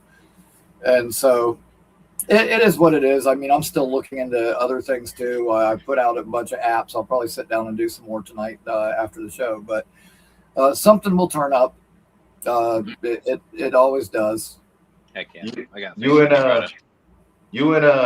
and Gorman can have a meeting of the minds and strategize for the next move. Derek's like Ricky's face just went to the eye roll. You know, shit, if Charles was down here, I could have had him a job already. I don't think he would have liked it very much, but I could have got him a job at any rate. We all want him to find the right job for him so he's happy. And it's apparent that the perfect job to keep him employed and excited about being there hasn't crossed his plate yet. And I'm saying that very diplomatically because I'm sure it's a challenge just walking in for him and saying like, I want to be a server. I want XYZ. You know, I give him a lot of credit. He really puts himself out there, and at times, whether you think it's fair or not, people give him a hard time. He takes the high road like 99% of it. So yeah, I think he's a quality human being. So I'm a fan of his. He's very genuine. I am too, and I talk to Charles, you know, a lot on the side, and I try to reach out to him whenever I can tell that he's getting frustrated with things, and tell him like, you know, don't take things real personal, just kind of let it go. But yeah, man, like I've tried to give him some advice, and like I always get like okay, I'll consider that, or like something where I can tell that he's not really thinking about what I said. But never direct. Yeah, God bless him, man. Like you know, I hope that he can find the right situation for himself, and I put a good amount of thought into that. Like, what would be the good thing for Charles? And you know, obviously you think like, oh, you know, he could work in a comic shop, you know, maybe a movie theater, maybe like something. And I think a server would be good for him. I didn't know if he was on Jake's show today, Ricky, but he does have an application tomorrow. Oh, yeah. I forget the name of the restaurant. Was it Benina or someplace I never heard It was an Italian restaurant. He has the manager told him to fill out an application and that he would do an interview with him. So fingers crossed that goes well. Or something? Fingers crossed. Is it like a real Italian restaurant, or is it like Fazoli's? Tough like to say. I think it's. I don't think it's a chain restaurant. I think it is like a legit Italian restaurant. Right. Which dude, when I lived in Orlando, they had Fazoli's, and it's like God, what's the best way to describe it? It's like if Olive Garden and McDonald's had a baby. Like it's literally a fucking drive-through where you get like a little lasagna or spaghetti or something through the drive-through. Yeah, and it's dude. I mean, it's like a fucking Stouffer's microwave lasagna that you got through. Yeah, I mean, it's not mind-blowing, but it's better than eating a fucking burger or something. So you know. I used to get that. It's probably one of the only things I miss about being in Orlando. Oh, it's awful there. and my boss was a Bills fan when I worked there.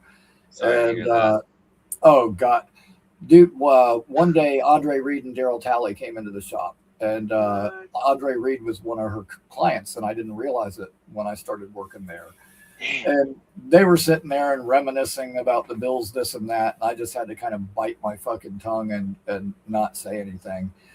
Thank God he brought Daryl Talley with him. The two of them own a gym together in Orlando. That's like Powerhouse Gym or whatever.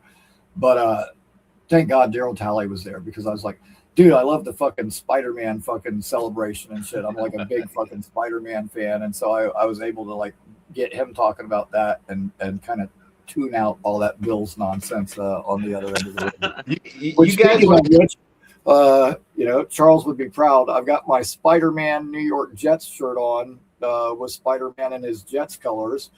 And hey, next month, Spider-Man, brand new day. And guess what? This year for the Jets, it is also a brand new day. It is a brand new day. What are you saying, Kevin? You guys want to hear a story? Yes. So, when I was my first ever job in high school, you guys ever are driving down the street or anything like that, and you guys see guys like throwing signs on the corner, like throwing big sign? That was my first job ever when I was in high school. All right, and I had a boss. He was from Buffalo. He was like a really like slick talking Italian type guy, hair slicked back, always had suits on every day and stuff like that. And some of my friends, because I was able to get my friends' jobs doing the exact same thing, and we started talking about football.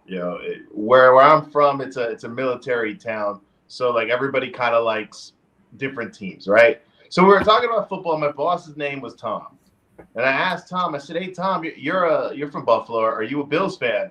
And he was like, "I was a Bills fan." And I was like, "What do you mean was?" And he told me, he said that. He told me that his ex-wife cheated on him with Andre Reed. After that, oh shit! Oh, yeah, that's tough.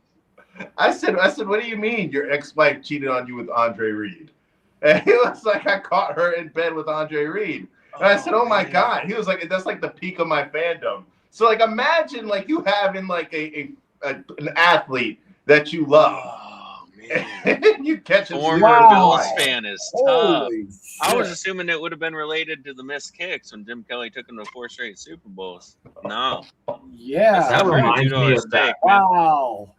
There's like a Woody Harrelson movie where he's like, like a sports figure of some kind and sleeps with his ex, but she's still with another dude, and the dude's watching him and getting off on it, and I'm like, yeah, semi-pro. This is nuts, but sports. Like whatever, I imagine everyone has a hall pass or something like that. I don't know. Oh man, that's one, man, whatever. That is awful. Yeah, that's rough. Yeah, I forget the actor's name. He's like, what? I was just watching. Yeah. Oh no. Monix. He was a former Celtics player with the ring. Yeah, Andre 2000. Yeah, I got to watch the Bills lose a Super Bowl in person. So man, that's tough. My very, very first football game ever was a Super Bowl, like that I went to in person. Oh man! And my dad, like I don't know, something through his company, some way he was able to get a couple of tickets, and took us to the game. And the Raiders beat the Redskins, and dude, I remember it was awesome. And I didn't know it, but I thought all the hoopla. I thought that was just all football games. How old were you at this time, Ricky, if you don't mind me asking? Oh God, I was Raiders, Redskins. 15 or something, I think. 15. Nice. Yeah, I was young. I was in middle school.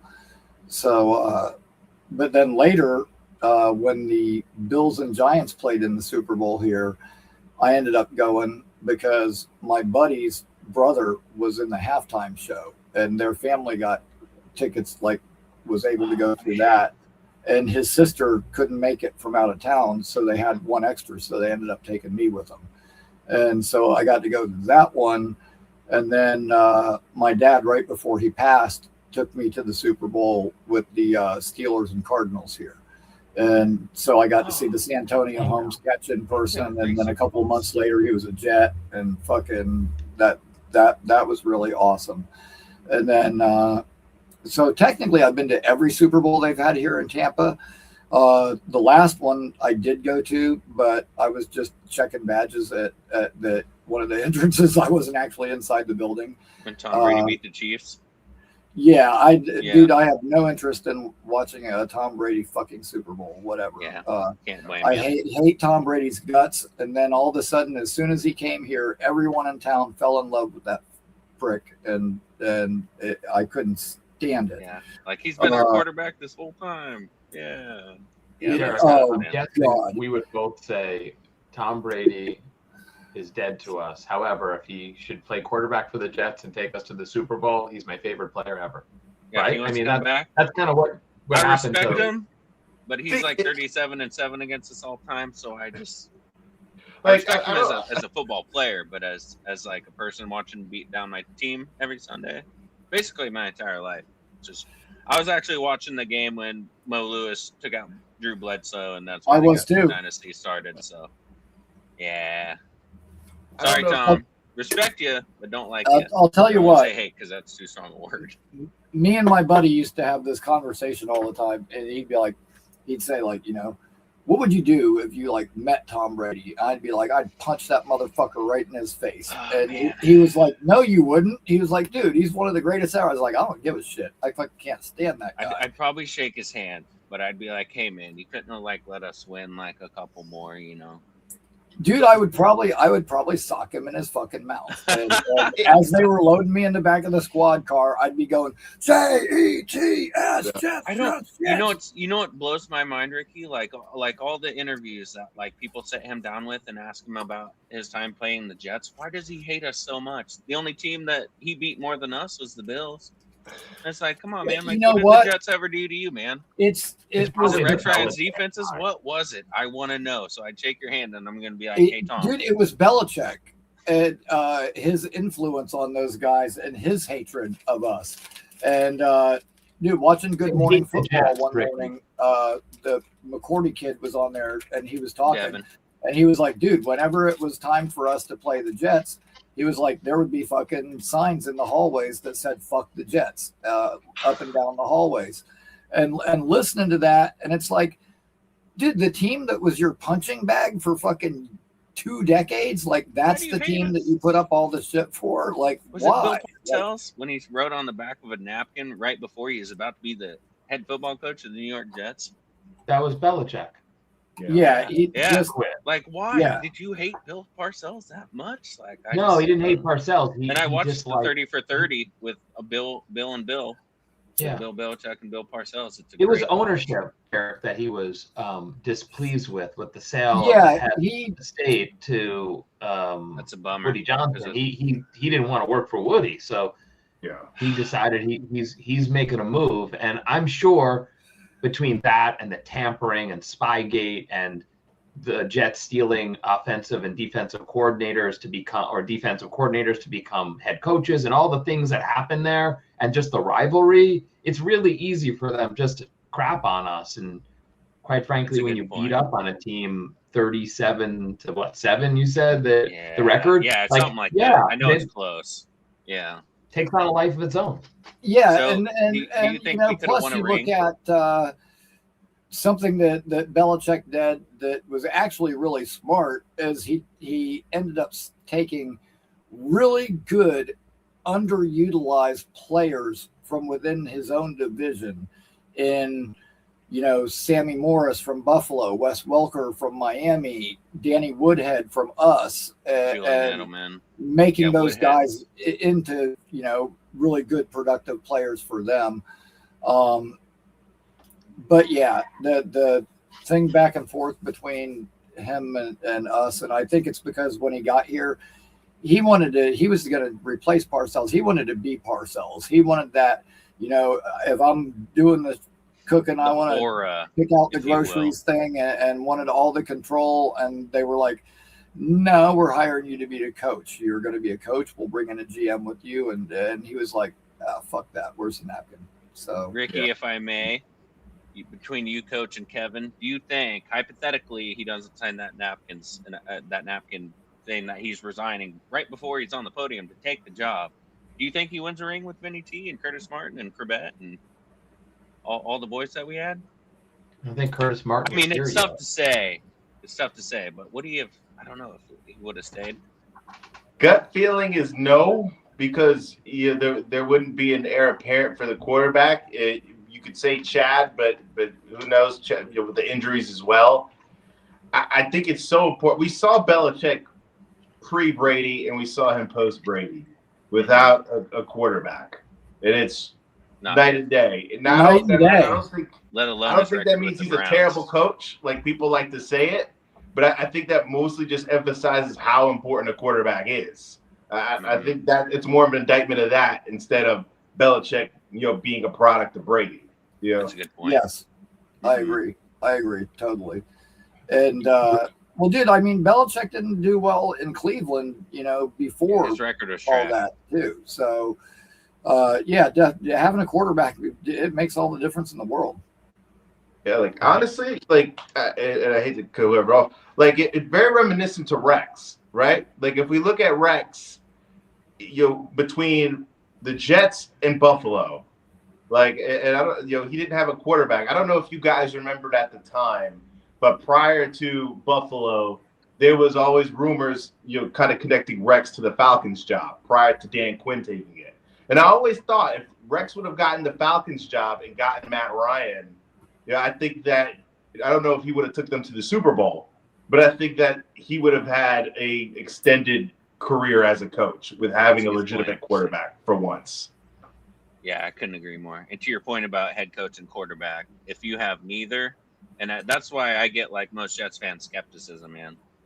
AG is our head coach. I have my doubts, certainly. And we're going to find out real quick if he's cut out for it. I just think that I was on record, I think, on Jake's show saying I think that Geno Smith might be our best quarterback that we've had since Ryan Fitzpatrick. And I just think if he can be accurate, I know the turnovers are an issue, but this is the same guy who's thrown for the 5th most passing yards in the last 5 years. We know he can be accurate. And I'm not sure if he's had this slew of weapons, so it's yet to be determined. I remember watching Pat McAfee show, I usually, because I'll watch Pat McAfee at work, and then I'll watch Jake's show, usually after work before he does his evening show. And Pat was saying with AJ Hawk too that a lot of his interceptions last year, there were some crazy tip, there was a lot of randomness. And who's his number one receiver? Jacoby Myers, prior to the trade. I know Brock Bowers went down, Michael Mayer. Yeah, well, and that's the thing too. Is Jacoby Myers all right, but Bowers was really their one true weapon, and when he was out, like I was talking about that earlier, as for our team, when we have only Garrett, or we've got only one guy, and we don't really have that too. I mean, you could say when we had Decker and Marshall, we had a good pairing. Yeah, Holmes and Braylon, we've had a good pairing, but I was saying that earlier. If you look at, what is one common denominator over this entire playoff drought that we've had, Garrett Wilson is our only first-round wide receiver we've made picked since Keyshawn. And he's a 1,000-yard receiver with crappy quarterback play. And Jets fans all got robbed. Garrett Wilson, A.D. Mitchell, when he got here, Garrett Wilson was down. The Jets team and the fans got let down last year. We haven't seen what A.D. Mitchell and Garrett Wilson can do to a modern-day defensive coordinator. And to my point about 36, there being 36 new coordinators, I know they're not all defensive, but I think with A.D. Mitchell injected in this offense, Omar Cooper, and you got Breece Hall, and you got Mason Taylor, who I think led the team in catches and yards whenever Garrett went down.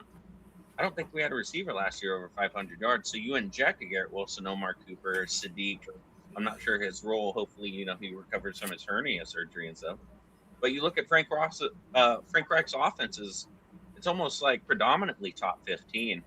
So I think even if that's your ceiling, that's the best we've seen in a decade. Because we're the only team since 1970 to go 10 straight years with the bottom 10 offense. Yeah, and the fact that Sadiq ran a 4.3 with that hernia is just friggin' crazy. It is insane. It's insane. Yeah. And that's going to create mismatches all over the field in terms of our speed. And hopefully, I love Arian Smith as a gunner, but even say he's your wide receiver 4 as a 4th-round draft pick, because I'm pretty sure he ran the fastest 40 out of any receiver last year. He just had a big drop problem in college at Georgia. Yep. But I think I really want to give this offense a chance, because I feel like this is the best slew of offensive weapons we've had since Decker and Marshall. And I love Ryan Fitzpatrick. And Jake was saying on his morning show when I was listening at work that we had a top 3 red zone offense. And if you can't score in the red zone, that's why Jalen Hurts and Nick Sirianni were getting all that grief, is because they just couldn't score in the red zone. And they still ended up winning the Super Bowl. Yep. So it's like, if you turn offensive drives into 7 instead of 3, you vastly increase your odds of winning football games. We just have to close games late, because the last 5 games of the season, the only team in NFL history leaves 5 straight games by 23 or more. I think change those red zone numbers. Frank Reich proves he can be a good coach. But if we start 1-4, 1-5, I don't know if I'd be okay with Woody firing Aaron Glenn, but Robert Saleh was the first coach that the Jets have ever fired during season. So I think the first 3 to 4 weeks is going to tell a very good tale of how the rest of the season is going to go. Yeah. Well, but I think it's going to be fun. Well, good news, Derek. You're hired. I'm hired. All right, let's go. Well, guys, I got to get out of here. I got something that I need to do. It was nice talking to you all. Ricky, You too, Derek, Kevin. Coach. Enjoy the rest of your night. Ricky, have a Thanks, good rest brother. of your show. Right on. See you in Nashville, brother. Thank you so All much the for love, man. joining us. Always good to see you, brother. Thanks, Kevin. Take care, my man. Hell yeah. Excited. Right on. I'm excited Yeah, to see man. people in Nashville and not know them by their handle or Discord name, and look somebody in the eye, shake their hand, and be like, "You're the human. You're real." I'm really looking forward to that. It's so much fun last year going to games and meeting up with Nick and Dylan and other folks that I had connected with. It feels really nice to see a real absolutely, man. Well, and when we I'll say that for anybody listening in the chat too, whether it is Jake Asman or Nick Shine or whichever content creator, when they're doing the meetups and tailgates and stuff before the games, if you guys get a chance to go. Like the meetup that Jake did before Tampa, and I was all over him to make the meetup in Tampa, and it worked out where it was early in the year, and so the Jets would still have something to play for, because obviously turnout is going to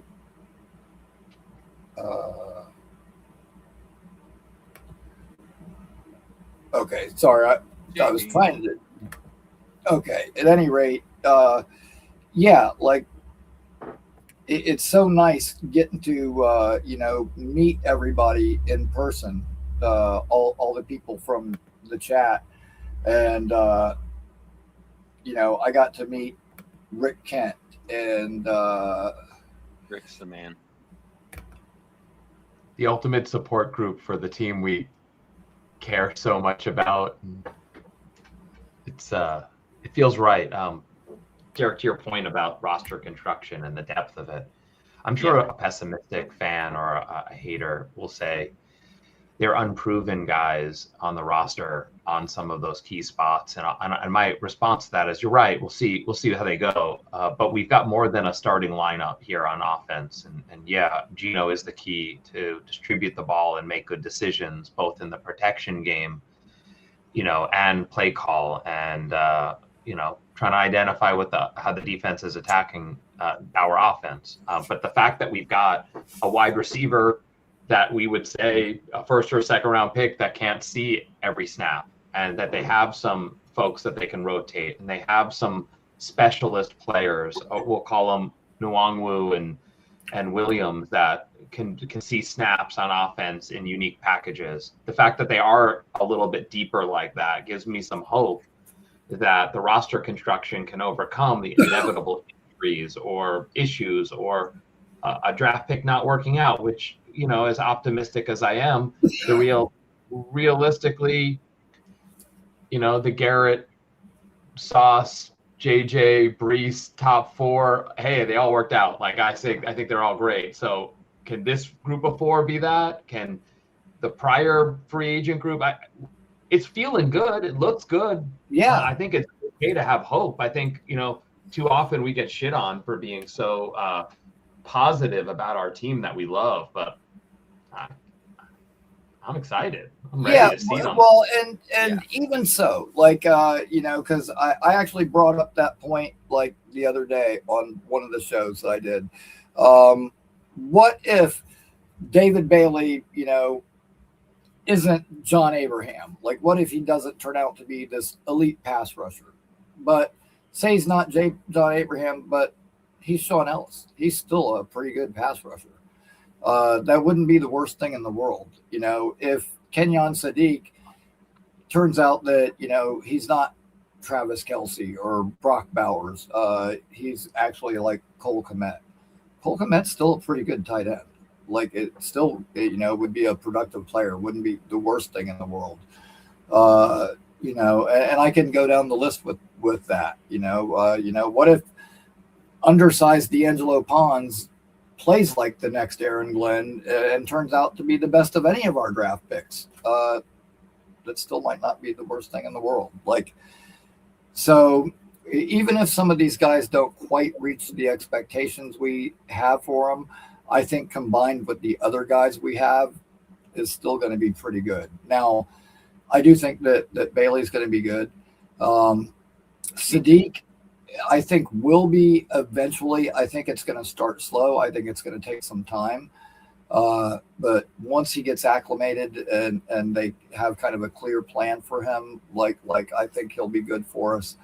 Pons I like, and Omar Cooper, dude, he's got some Lavernius Coles to his game. Like, he's physical. He don't want to quit. The effort after the catch is phenomenal. And so, yeah, I'm super excited, for once. Like, we're not going, oh, we don't have a number 2 receiver, or, we've got, outside receivers, but we got nobody really in the slot, or we're lacking a tight end, or like, we don't have any of those questions right now. For once, it's going to be like, how are we going to get all these guys the ball and keep everybody happy? For once, we actually have too many weapons.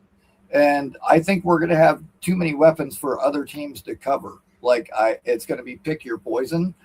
Somewhere in that defensive alignment, there's going to be a weak link. We've got so many guys for them to worry about that, there's going to be opportunities. It's just going to be us identifying and being able to exploit that and take advantage of those opportunities when they present themselves. And I talked earlier about the Titans game being a lot harder than people think. When I sat down to start watching tape of them, when I did tape of each of our opponents for the year, like, dude, the first game that I was watching, they had 3 takeaways, and it wasn't really elite defensive play. The interceptions were both, I think, kind of tipped balls that they just in the right place at the right time. But it doesn't have to be elite play. Like, that's taking advantage of the other team's mistakes. And far too often the last several years, it's been us making the mistakes and other people taking advantage of it. I'd like to see that get flipped and us be able to do that and be the ones taking advantage of those mistakes for a change. I couldn't agree The more. last one I could think of is Will Levis. That's the last game where I can think of where they handed it to us and said, you want this? Here you go. You could win. Yeah.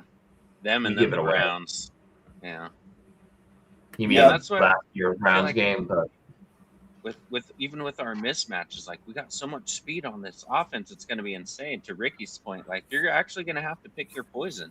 And Frank Reich has proven that he can get guys balls in space. And I firmly believe, like, I'll die on this hill. Like, I think that we have the most offensive weapons that we've had in quite some time. It's not going to be the Jets and only Breece Hall on offense. You're not going to be able to put 8 in the box to try and stop us. You're going to have to worry about Omar Cooper, Garrett Wilson, A.D. Mitchell's speed, Breece Hall's speed. You're not just going to be able to put 8 in the box and stop us. Because last year, even after the 0-7 start, every single team in the NFL, if you're a defensive coordinator and you have a brain, you're like, hey, we saw Breece Hall, we're probably going to beat the Jets. especially after Braylon Allen went out. So I just think, and that's the reason I see the most optimism, because is it yet to be seen? Yes. Am I usually a typically over optimistic Jets fan? Yes. Do we have to see it to believe it? Yes. But I really believe that Frank Reich is going to put our offensive weapons in position to succeed. And this is the defense that I've trusted in quite some time. We've seen what Robert Saleh did with the Niners last year everywhere he's been. We know his defense is going to come at us like crazy. But if he wants to Yeah, try and island us, if I think the team with the most turnovers, and you can say that for any NFL game, but I think the team with the most turnovers in Week 1, I think there's going to be some fireworks, man. I think I do D'Angelo too. Ponz is going to pick Ward off, and Ward's an unproven. Who's their best receiver? Is Carnell Tate. Did they bring Calvin Ridley back? I'm not sold on I their don't. offense. I'm not Yeah, sold on their running back room. I'm not really sweating that at all either. And yeah, you know that Salah's going to be playing that attacking defense. He's going to come after us, but I think that's where Wright can really use Brees in the screen game and counteract that. And something we failed to do, But I think Wright, being a good experienced coordinator, I think that's going to happen. The other thing is like, dude, we know that Garrett can get open on damn near everybody. We saw A.D. Mitchell get open on everybody last year. Without that Garrett. dude gets separation, and without Garrett, he just gets traded. He's on a brand new team. He's learning a new offense, learning a brand new system, trying to learn the job on the fly, and is thrust in to be the number one with really not hardly any help around him. Because remember, not only was Garrett hurt, but Mason Taylor was hurt down the stretch too. Yeah. So outside of AD, and we really did not have a lot outside of AD.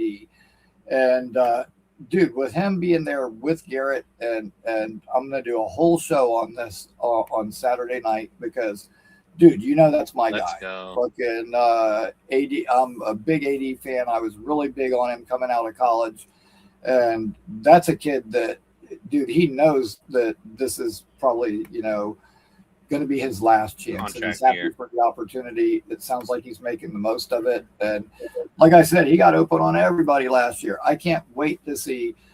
Just him and Garrett alone are going to put a lot of stress on opposing defenses with their ability to separate.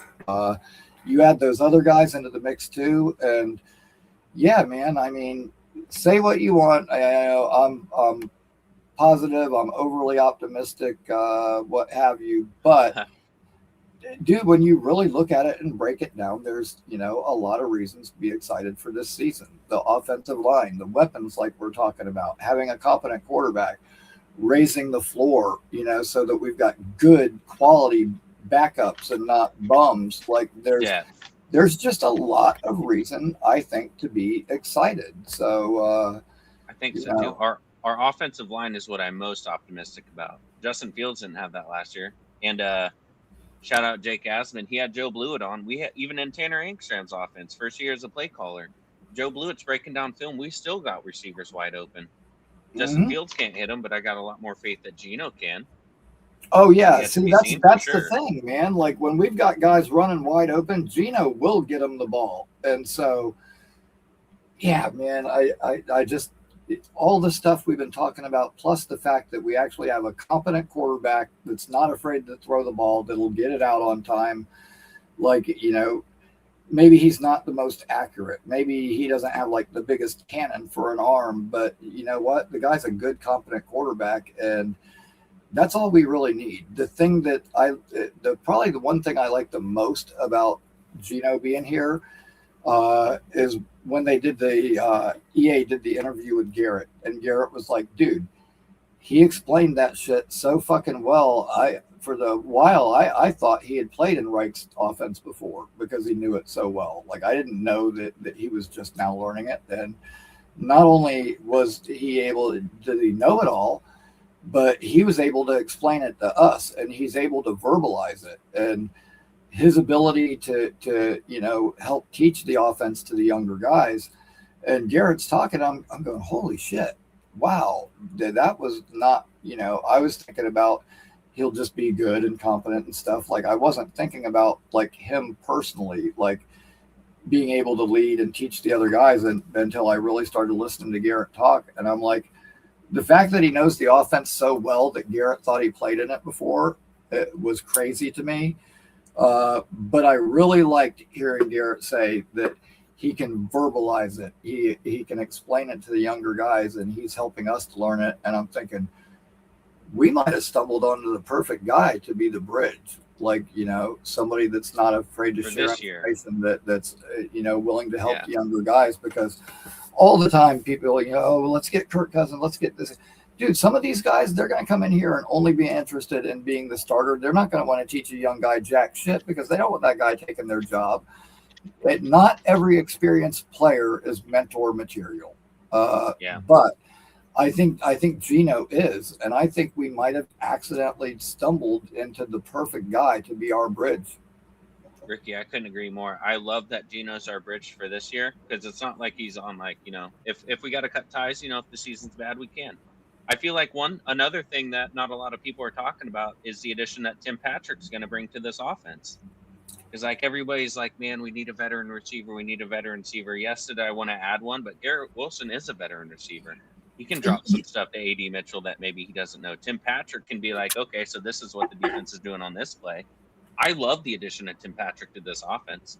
And he doesn't have to come in and play right away. He can just be, a fourth or fifth option. So if Tim Patrick can stay healthy and he can be like, okay, so, and he's drawing up plays on the sideline on the Microsoft Edge, like, okay, so do you see what they did on defense here, Garrett? And he can be like, boom, go here.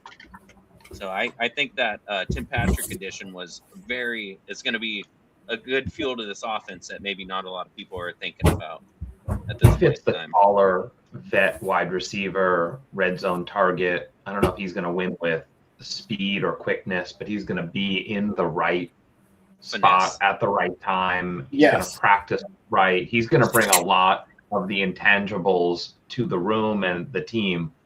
I didn't realize until you had said contract year that A.D. Mitchell is in year 4 as the second round pick. So I'm kind of putting I always have a log of who's extendable, who makes sense to evaluate their play through the off season and into part of the year that we want to hold on to. And with all the cap space we've got next year and assets, that's not the worst thing ever, is to look at him and figure out how to keep him around if needed. I'm not celebrating his wide receiver 1 status. I'm just saying he's got a skill set. He fits our team for sure, and fits a need for sure. Let's see him do it. I want to see him ball out. Let's make him pay on it. Make us pay him. That would be wonderful. I agree. I love hearing that. I agree, and I think he's capable. I was looking at that and I think he knows that as well too. This is his shot. If he's good, we keep him around. If for some reason it doesn't work out, guess what? We got 3 firsts next year, so it's all right. We can get another really good receiver to bring in, but I'm hoping that he shows out, and I think he's such a good compliment to Garrett. I really think it will, and I would like him to come out firing hot. Start off the year really good, and then honestly, I would not be opposed to whatever it is in season. Go ahead and be proactive and extend him. I think there's a certain point during the year where that has to be done, and then after a certain point, you can't sign anybody till the following year. But while we're able to, I would rather try to be proactive and what if he has a really big year and decides he wants really big money? I'd like to kind of. We could trade him as an asset. Yeah, well, yeah, maybe we drafted Jeremiah Smith or something from Ohio State. Right. I prefer to keep him, but if he asks for too much money, that's the only thing. See, for a long time, I was like, Jeremiah Smith, and wanting that, and but then I started thinking about it. I was like, man, you know what? It would be really nice if AD just panned out to where we didn't even have to worry about receiver at all. And so I started thinking about it, dude. My perfect draft scenario, and I know this is insane and it'll probably never happen, But first of all, there's no way that the Jets are going to use their first rounder on anything but a quarterback. But I would like Indy to suck so bad that they've got like a top 3 or 4 pick. And if that were the case, dude, I wanted to take Leonard Moore, the fucking corner from Notre Dame, who is as shut down as I've ever seen practically, and then use our other first on a quarterback, because there's going to be several. And honestly, I really don't want Arch Manning at this point. I'm a Darian Mensah guy. I have been, would have been last year if he didn't go back to school, but I think he's going to have a really good year in Miami, and his stock's going to go up. And I don't know if we could wait and get him later at that point. We might have to use the first. But in a perfect world, yeah, I would take Leonard Moore. I would take our quarterback. And then hopefully, Dallas or Green Bay is crappy enough where they're lurking right around like that 10 to 12 range. And then I would either pick there or try to move up a little bit and get either like a Dylan Stewart or Colin Simmons from Texas and get another badass pass rusher to put across from Bailey moving forward. I'd be okay with that. Ricky, if I might. Then you get to the second round and you take Braylon Moore, the center from LSU, and then we got our center. And dude, we'd be all set. We'd be all set.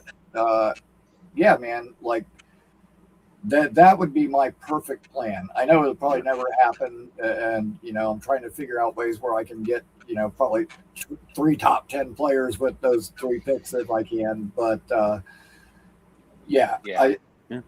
snagging a center would be a dream with one of those 3.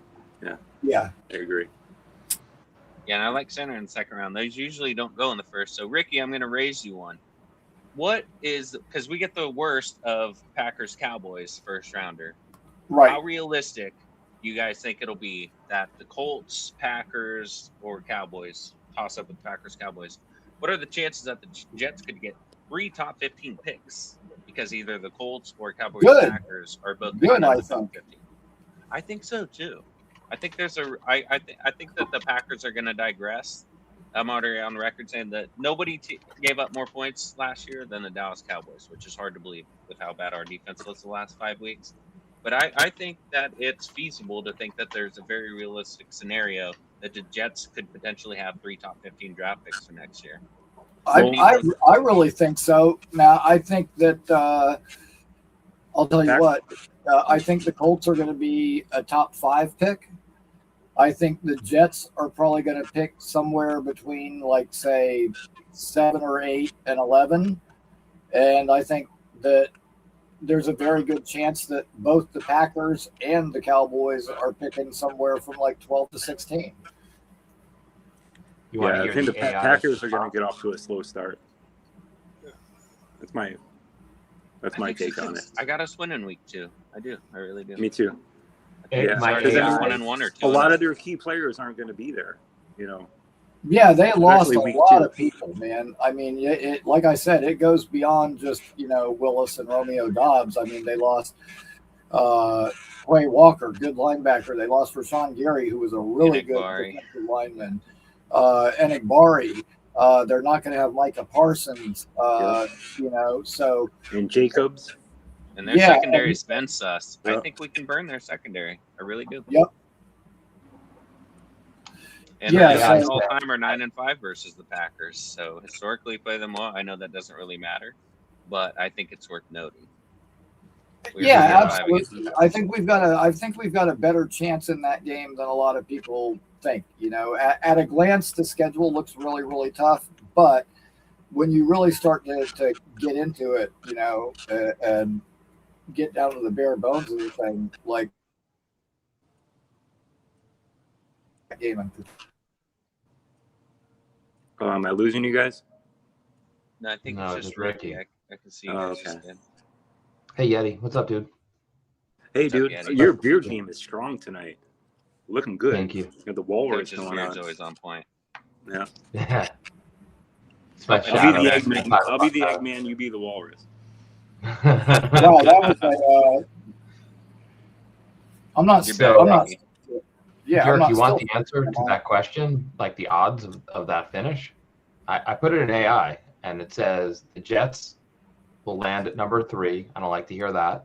Colts target is 12, and the Dallas Green Bay pick is 15. And so the overall probability of us having 3 is in the 85% range. Now, I hope that's think it's completely reasonable. inverted. I would swap us in the Colts. I would swap that from what they said. Yeah. It's almost like identical to what Ricky said, but I think we're going to be a little bit better than 12. I don't know. We're going to surprise some people. I think we could be like 15 or 16. I hope Kind so. of right in the middle of the board there. I just want to hover around 500 till like November, December. I just want to be playing meaningful games in December. Absolutely. I don't want to be doing. I don't want to fucking be doing a mock draft the day after Halloween or something. Like I want to be worried about that this year still. I'm so sick of mock drafts. I don't want to see one for a long time. Yeah. It's rough. Dude, as much as I enjoy digging into the prospects and doing all my draft prep and stuff, I don't either, because last season it just started so early is the problem. And yeah, I mean, by the time the draft got here, we had been doing draft stuff for 5 months. Like, yeah, like I held off on them. I didn't until like maybe 2 weeks before the draft. I was like, all right, fuck it, I'll try one. And then I did probably 30 before the draft came, Yeah. Right. Every day I was doing 2, maybe 3 drafts. Like it is addicting. And for guys like you that really know college ball, I could see you getting into it. Like the season's over by I was Halloween, probably I'll the be last sad. show to actually do a mock draft on air, because so many people had done them, and so I held off as long as I could. I really only did a couple, but yeah, man, like I hate it when somebody puts out a mock draft, and because when I do mocks, they're always predictive. They're always what I think the team will actually do. And when guys put out a mock and then they come out with like 3 or 4 more that are completely different, it's like there haven't been any games played. How did your evaluation change so drastically? Like, I get it. You're just trying to put out different ones and mix it up so there's some variety in it. But if that's not actually what you think, like, then it's really just a waste of time. And that's how I kind of look at mock drafts. They're a great time killer. But sure. And and they're a good boredom killer when you're sitting at home alone, like, let's do a mock. But I'm going to stick to these guns. I'm not going to do one until the college season is over, like completely over, until we get, fair. That's good. Yeah. Because, Mendoza could have flopped. I don't know. But yeah, I'm going to wait until the college season is over. I'll look at them and I'll see, like, all right, who are the consensus, I don't know, top 40. And then at some time towards the end of the season, that's when I start paying attention to college football. Really, it's tough for me to watch it. I go to games at Stanford frequently, and I'm constantly yelling, like, that's because you're not tackling. You guys want to tackle? Anyone want to tackle today? So I get frustrated watching college game for that.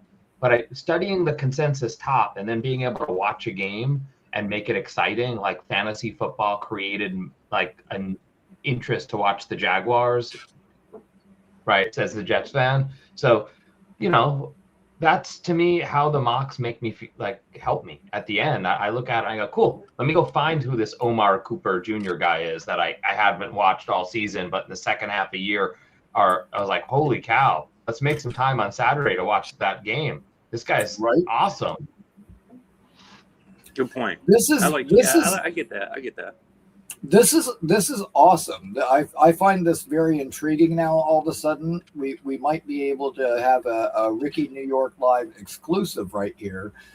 You said you go to a lot of games at Stanford. I don't know how long you've been doing that for. Sorry, but no, it's okay. I'm just gonna mute myself.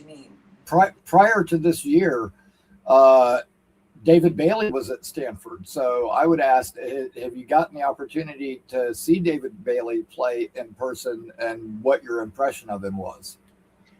I did see him play, but while I was watching the game, I never picked him out and watched his reps while I was there. So Right. my wife volunteers for the Stanford marching band. So she's on the field and doing stuff, helping. I go with my son, that kid, and we watch the game and we have a great time. So I started with Andrew Luck, Toby Gerhart. So I've been going to Stanford games yearly for a while, and it's fun to watch the superstars. And it's a fun stadium. It's a cool campus. There's always something going on there. Or I was there one game and I was like, that's Devontae Adams standing over there. It was Devontae Adams just hanging out, doing his thing, watching the game, watching his buddies. And then I didn't say hello to him, but I didn't realize at the time. I guess the Packers were playing the Niners the next day, so he's in town and he showed up at Stanford. I think he's a Fresno guy, right? Right. Yep. Yep. But that's awesome, and yeah, I had to ask. I just had to ask, but not knowing back then, year before last, that David Bailey would eventually be our draft pick or whatever. There probably was no reason for him to really stand out to you or you to try to pick him out. But when I heard that you go to games at Stanford all the time, knowing that he played a couple of years there and was pretty good for them, I had to ask. I was thinking, oh, you know what? This is fucking juicy. I can get, a guy who's actually watched David Bailey play and get his insight. And so for a minute there, I thought maybe I had picked something out. Tell me who to watch. Message me in Discord. Tell me, all right, here are the 4 or 5 players to watch this year, and I'll tell you what I see, and I'll watch them. I'm there having the sort of the dad experience. It's fun. Absolutely. I'm normally in Jets gear with the Stanford hat. So when they had dude, Troy you know what? or whatever, That's actually a fantastic idea, and I will absolutely do that. And now that you say that, I think what I'm going to do is pick out a couple people from the chat and the Discord that I know are fans of different teams. And, I can get myself like Jets Johnny as a Miami fan. I don't have to ask him. He's going to tell me how they're doing whether I want to hear it or not. Yeah. Because we have that rivalry between the two. I haven't heard from him in a while. Has he been around? I know he had a kid. That's probably taking priority. Yeah, he's just been busy. I'll just say that. Like I actually messaged him the other day and me and him were talking, and we're actually going through a lot of the same things right now. And so okay. But yeah, he seemed all right when I spoke to him the other day. But yeah, gotcha. I actually noticed that too and kind of reached out to him. But yeah, you're a good dude, man.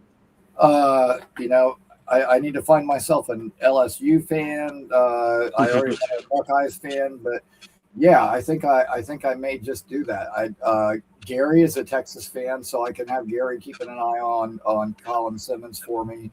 Boy Green and Bobby Midnight, both Notre Dame fans. So yeah, I know I'll get the scoop on Leonard Moore. So but yeah. So anybody on Syracuse you're looking at? I'll help you out there. Not right off the top of my head, but no, they're not the money market they used to be. Not a lot of players coming out of Cuse. Cisco came out. He might be one of the latest ones. Right. Because I can't remember his name. The Mick whatever. He wasn't McCown. Come on, brain. Sorry, I had a long day at work. Who was the quarterback that went pro? And I think maybe the Giants picked him up. I know here. McGlennon. Was it? Was it Mike McGlennon? Yes, I think so. Pretty sure it's McGlennon. McGlennon? Yeah. McGlennon he doesn't said ring Giants a bell. didn't ring a bell.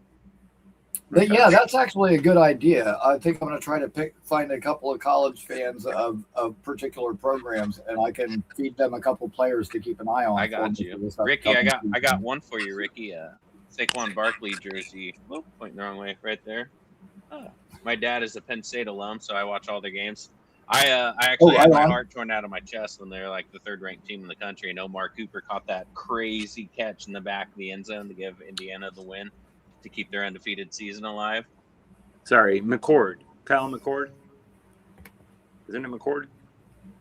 Somebody in the chat. McCord is from. McCord was last year's transfer from Ohio State. Kyle McCord. Kyle McCord. He was one of the highest rated quarterbacks coming out of high school. Yeah, I'm pretty plugged into the high school and college picks as well, so I could probably help on some of those endeavors. Right now. Yeah, Kyle McCord, Mike McGlennon. He did play for the Giants, I think, but I don't know if he played at Syracuse. He might have played somewhere else. Yeah, it doesn't ring a bell. It was McCord. Before that, it was DeVito. Tommy. Yep. Giants like to pick up Syracuse guys. Apparently so. Yeah. Yeah. And Pittsburgh likes to pick up them Penn State boys. Yeah. So were you a big advocate for us to take that guard from Penn State this year? I would have been okay with it. Ione, Yeah. he's an absolute dog. He played. He's going to be real good for a West Coast offense because we had KU's old offensive coordinator. Like we had him running out in motion a lot. I think he will be a stud. And I think he went to the Ravens, right? And he's got speed and control. Josh Minter was Jim Harbaugh's defensive coordinator at Michigan when they won the national championship. So I think Ione is going to be good, but I love the foresight that the Jets had in taking Olu and Membu at 11 and 7 overall. I feel like we needed weapons more so than offensive line. I actually think this is going to be.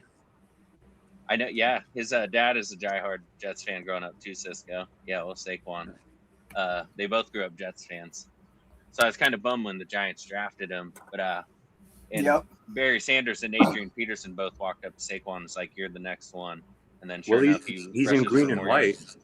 He is in green and white, so that's true. That's true. That's the wrong true kind now of he green is. and white. And Saquon wears my old high school number, so I that's cool. Really in that too. Nice. But then again, Le'Veon Bell for that matter. But that backwards jump that he did over whoever that guy was, absolutely. That's the Jags coolest running play I've ever seen in my life. That was the coolest. Earned him a Madden cover. Yeah. Yep. Yeah. The skill set and the awareness to be able to do that with his body, that's elite of the next elite. level. Next level. Before that, Garrett's one-hander was my favorite in the end zone, but I think that one kind of beat him there. My favorite Garrett Wilson touchdown was when we were playing the Bills against Tre'Davious White in the left corner of the end zone. Oh, where he juggled it to himself? Is that the bobble from Zach? Yeah. That's my back-to-back catches of the year. Shout out Garrett. Yeah. That one-hander versus the Texans was just fucking insane, though. To have the body control and the awareness to get that other foot down the way that he did was just fucking. Or like the corner Garrett of his shin. It was like part of his shin. Yeah, he caught it off his shin. Garrett don't get the respect. You know what? That needs, shows you that he knows the fucking rule well enough to make sure to get down. So. Yeah. That was probably one of the most amazing catches I've ever seen. We're gonna. I think even the most pessimistic of Jets fans are going to be pretty blown away with what AD Mitchell and Garrett Wilson can do on the field at the same time. Yeah, right when I joined, you guys were on that topic, and like, can he prove himself and whatever. I'm just putting it out there in the universe in my head. That's our three for like the next 3 years. We got our guys there: Garrett, Cooper, AD, and Adai. Like that. Yep. That's our three. And Tim Patrick. I don't know. Smith, I don't know. Like, I mean, I never really look past fourth and YR. Like, I don't give a shit where a YR6 is. I can't name you a YR6 on any other team, but because it's the Jets, it matters. Yeah. I know all the way. I know the whole roster. 1 through 52, but fuck, like nobody else cares about YR6, but we get all butthurt and we get all bent out of shape that this kid got cut and that guy, like it's YR6. Who cares? To your point, Yeti, I feel like the most reasons that Jets fans like get concerned about injuries is just because like MetLife turf and just because depth overall. Because we are very injury prone. We do need depth, which sucks. I don't know if it's the turf. I don't know if it's just bad luck. But in terms of overall depth, the only positions of concern that I have is linebacker and center, and I'm not even really that worried about center.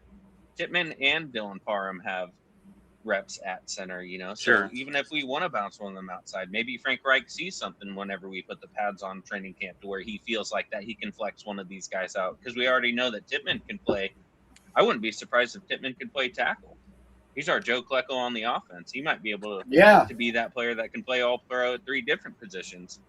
And I'm not hoping that Olu or Membu go down, but I think that if we ask Tippmann to go outside and maybe Parham or Myers, if they want to play left guard, right guard, or center, I think that this is the first time in a long time that we have the actual flexibility to do that. Yep. And we've seen NFL teams historically, training camp waiver wire pops up. Who do we get there? We got John Franklin Myers. We got Quincy Williams. We found plug and play guys, and I respect Muji's identity for talent enough. I think, you know, and I'm not rooting for injury on any player, but this is the first time I've trusted GM and Muji in the longest time, and I think that he's going to give us that flexibility at said positions that we might need. Another one of my concerns. Our defensive line now is ridiculously deep.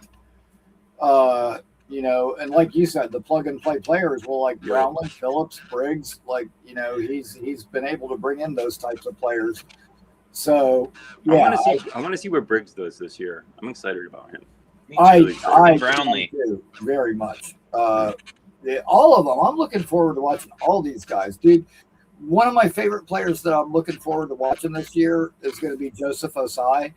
I think he's going to be better as a pass rusher than people think, and I think he's going to be really good versus the run for us and play a lot on early downs. Probably get more playing time than people think right off the bat. But dude, talking about receivers, when see you, Coach. Oh, I think he's okay, having internet problems. I knew that he had messaged me that he was going to have to go soon. Thank you so much for stopping in, Coach Glick. Awesome. Coach. Really good to talk to you. He's a good guy. He's smart. He's knowledgeable. He knows. Stop by again sometime, man. That was a great conversation. Enjoyed talking to you. I was watching film last year of different receivers, and we had a receiver at Florida State that I really liked that was a Blitnikoff finalist, you know, for best receiver in the country. Yeah. And dude, he had a fucking catch where like it was almost like the DB was practically pushing him out of bounds, and he reached around the guy and caught it on his back. The fucking ball behind his fucking back. And insane. Dude, it was ridiculous. I was like, oh my God. Like, dude, I don't even know how he saw it. Like it looked like his field of vision was completely blocked, and it was just one of the most insane catches. You know, that one and the one Garrett one that we were talking about are probably two of the craziest catches I've ever seen. But dude, that kid's like fucking 6'4" or something, and just phenomenal. Like, he catches everything you throw at him, and he's not the fastest, but dude, just a really, really good receiver. I kind of was hoping he'd come out, but he went back to school for another year.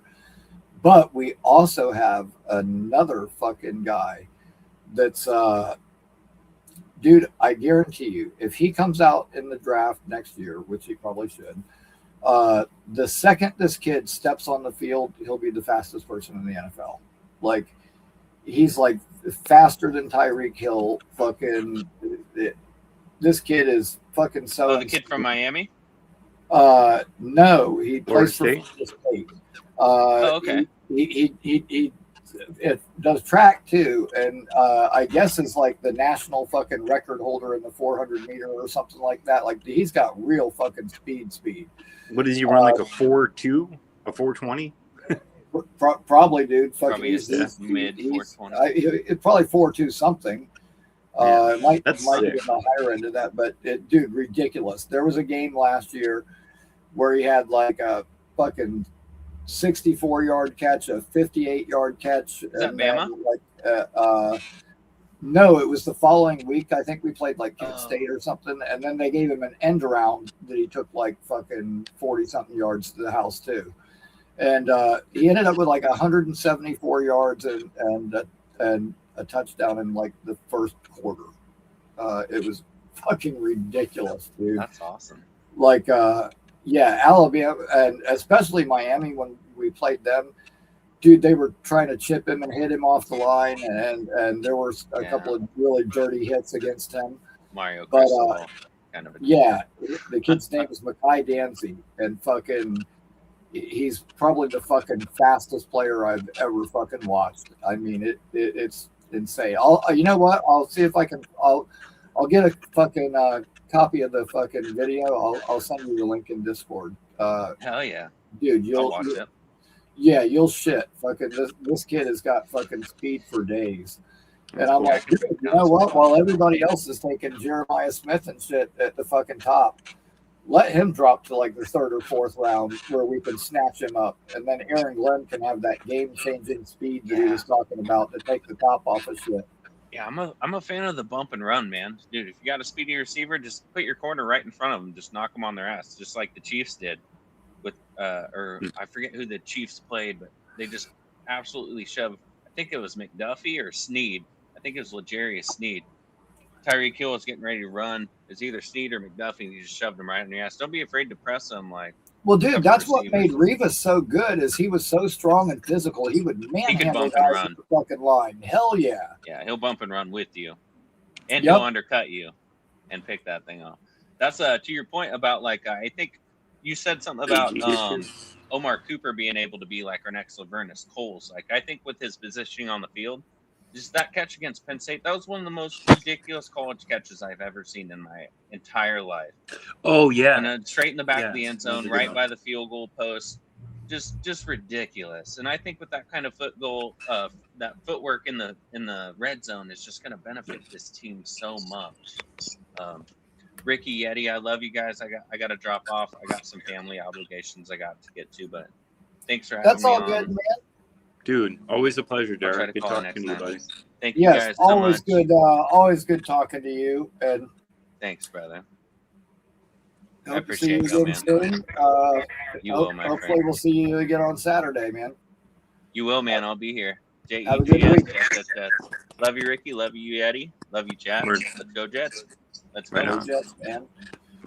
Yeah, and as we were talking about having fans of different teams keep me filled in, Clancy is also a Notre Dame fan. So I can also talk to Clancy about that. Yeah, that's right. He is. But yeah. And I think if Clancy's in the chat, is he a Duke fan? Because I know he's always giving Nick Shine shit about Carolina, about NC. I think he is. Because he's always giving Nick shit about the Tar Heels. Yeah, I know that Nick hates Duke. There was a player I liked from them a couple of years ago, and Nick was like, no, nobody from Duke. Which Darian Mensah was from Duke too, but now he's in Miami. So hopefully that fact that he was at Duke doesn't tarnish his reputation when it comes to Nick Shine. But dude, I really like Mensah. Fucking, if I had to pick our franchise quarterback right now, that's who I would pick. There's no indication the Jets feel the same way, but I like his ball placement. I think that, he took some real big steps last year. When I was watching tape, I started watching our Mason Thomas, fucking pass. And there was a game from 2 years ago when Mensah was the quarterback at Tulane where he had a sack coming off the left side on the first play. On the second play, they rushed him off the right side, and he got a hand up and batted the ball down. And then on the third play, they rushed him again from the left side, and he not only got the sack, but stripped it out, and his team recovered it too. And I was like, God damn, that was the most brutal one series I've ever seen from a fucking player. He dominated every fucking play. And he had a couple other sacks in that game too. And I was like, man, poor Darian Mensah. I have never seen a quarterback get fucking smashed that bad by one guy that many times in one game. But it was wild. But from then where he could have gotten the ball out a little bit quicker, even if you're throwing it away to avoid the sack, I think he made big strides last year with that. So I'm a really big Mensah fan. But everything we've talked about tonight, I think. So you think what do real we do reason- with McDonald? What do we do with McDonald at that point? Let him go? See what we can get for him? You know what? Yeah, I would probably try to trade McDonald, depending on how He's got value. We can get a good player for him. He's got some value. If we could trade him, I probably would. If not, like I don't know. It's just me personally, but for some reason, I don't see him being part of the long-term plan. Maybe I'm wrong, but that's one of the main reasons I was saying get like another pass rusher, on a rookie deal to put across from Bailey. Okay, I'm with you. Yeah, in my opinion, you can never have enough good pass rushers, and you can never have enough good corners. Yeah, especially like what Derek was saying about that MetLife turf. Yeah, very injury prone. Yeah, and I hate that. When we were talking about this particular draft coming up, there was like Jordan Tyson, the wide receiver. There were a couple of players, and I'm like, whether it was him or Caleb Banks, the defensive tackle from Florida, who should have been probably a top 15 pick, but he's had 3 surgeries on the same foot. Like there were guys like that I went, man, with that injury history on that MetLife turf, and even Jeremiah Love, the running back, I was like, dude, his superpower is the fact that he can cut like that at full speed. You know what's going to happen to him if he does that on that MetLife turf? He's going to blow a fucking knee. And I hate that I have to factor in our turf to my draft analysis, but I do. Well, I hate that we already assess 20, 21, 22, 23-year-old kids as injury prone. Like, it just fucking blows my mind. Like, I just figure, I remember, I felt like I was in prison. Nothing could hurt me when I was that age, and I could bounce back from anything. But, we got 22-year-old kids that we're already losing faith in. They haven't even stepped on a football field, and we're like, oh, no, he's never going to make it. He won't make it past year 3. But, and it's a reality. It's out there, especially in that life. Yeah. Yep, it really is, and it's too bad. But you know what? The fact that right now we're getting ready to, we got a month before training camp, whatever, 70-something days before we kick this thing off. And the only thing that we can really say is we need a backup linebacker. We don't like our turf, and we're not convinced about the kicker. But that's I was just gonna say, don't forget the kicker. Yeah, but dude, the fact that we don't have more question marks than we can count on one hand is a good thing.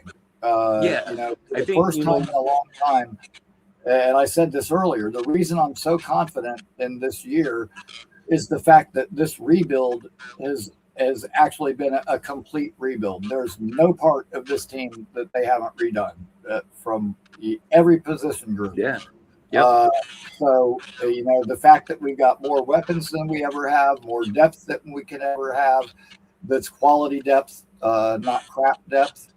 Dude, it's just everything seems to be set up to be right. As long as our starters, mainly guys like David Bailey and Will McDonald, can produce early and often, and Gino is decent. That's all we need is decent. I really think we're going to exceed expectations this year. Yeah, all we need is like a C- from Gino. We just need average to below average, and we're going to get some wins. I mean, I don't know. I'm worried about the picks. We're all worried about the picks, but I don't care, man. I'm a homer, so that was kind of cool when Gino came back. It's what it is. It's a storybook ending. We all repeat ourselves. We all hear everything. But what a storybook ending to come back to the team that drafted you and maybe play 1 to, I don't know, maybe 2 years and be relevant and still be good and go out on a high note. Man, good for him if he does. Hell yeah. And you know what? Yeah, I want to come out this year and just be respectable, win some games, be competitive, show progress, and get ourselves in a position to get that quarterback next year and take the next big leap. But yeah, I'm looking forward to this year. I want to have a good year, and then we start winning games, and all that bullshit and all that talk about let's fire Aaron Glenn and all that worrying about who the next coach is going to be. It's gone. All gone. Well, It's just over imagine. with. Imagine So- if we just imagine if we sneak one from Detroit or the Bears, the Lions or the Bears. Just imagine, and we're fucking 3-1. Just imagine the That fucking would be narrative. beautiful. Oh my god. I mean, yeah, That it's would be really easy to beautiful. sit here and say, but Dude, you know what? I had predicted 3-1. I honestly see a real path where we could be 2-2. The more time goes by and the more I look at this matchup with the Packers, and in particular, depending on what happens with the Josh Jacobs situation, yeah, dude, I'm feeling more and more confident about that fucking game. So, and we're at home, So, yeah. So, yeah. dude, yeah, I'm feeling more and more confident about that. Oh, I'm lit. Oh, what? Oh man. Oh no, I'm extremely excited. So am I, AD, Nice. and I'm Hell looking yeah, forward to seeing what he does this year as well.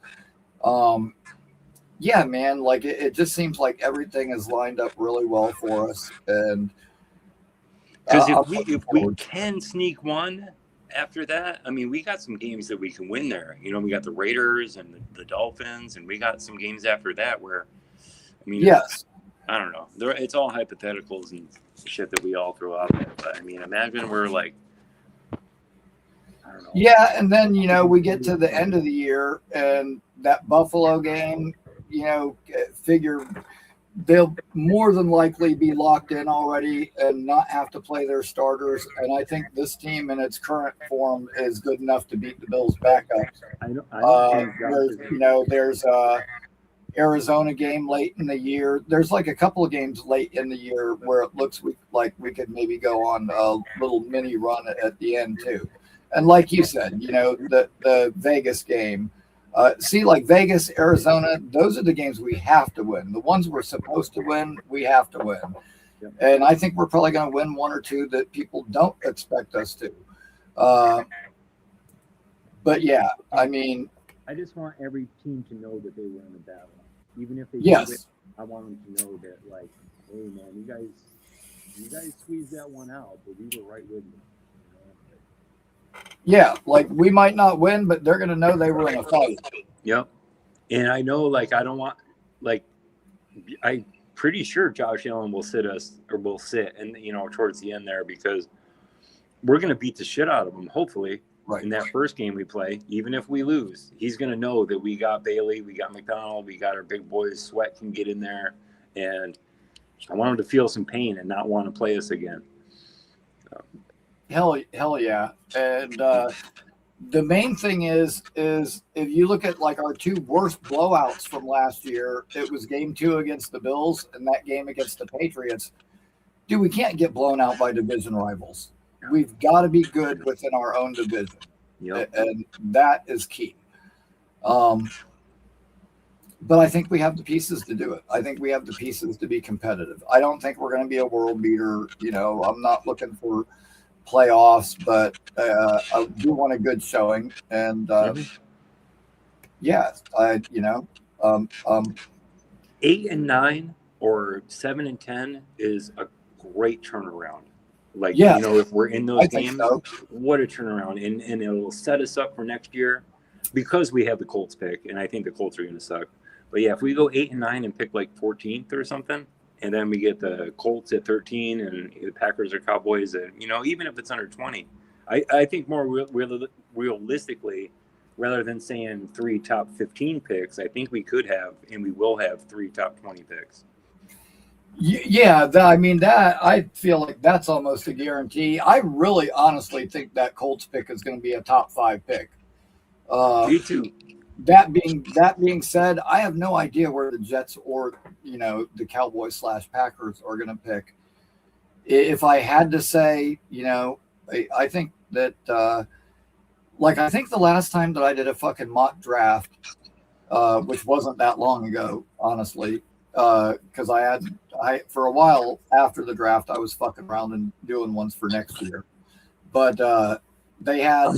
I'm still here, buddy. I'm just going pee. Go ahead. Yeah, they had the Colts picking number 3 overall, number 3 overall, and then they had us picking at number 7 or 8. I think it was 3, 8, and 13.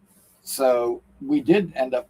I mean, if you look at the mock draft simulators right now, we got 3.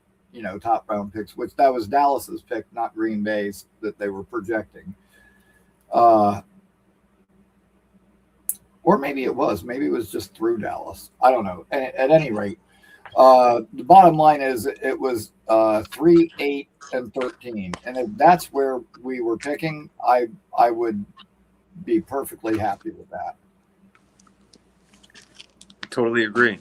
And the cool thing is it's to the point, I think it's a little bit to what you were saying, is it's not just us, delusional Jets fans that are saying we're going to be better. It's other people that aren't even associated with the Jets that are. Yeah.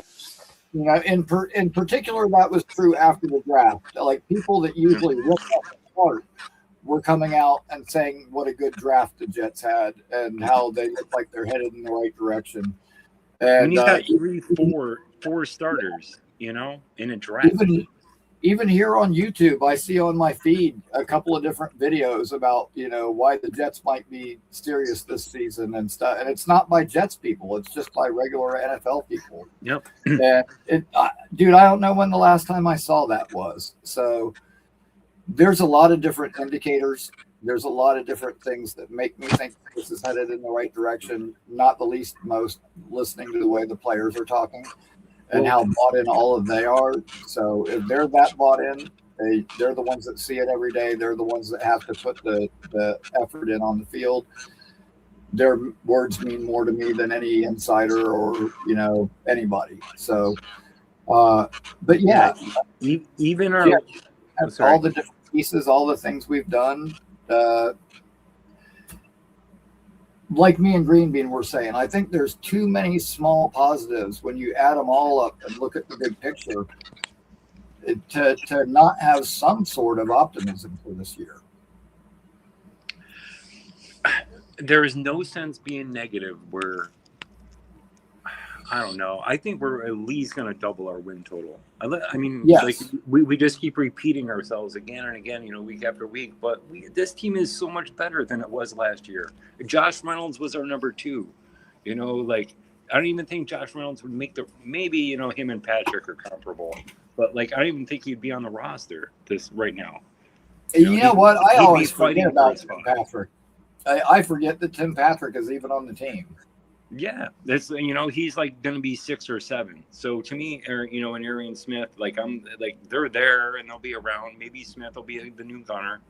People are saying that, so maybe he will be, and cool. But I don't care who our 7th or 6th and 7th wire battle is. I don't care who's battling there, because no other teams I don't know, are Chiefs fans saying who's our 6th wire going to be this year.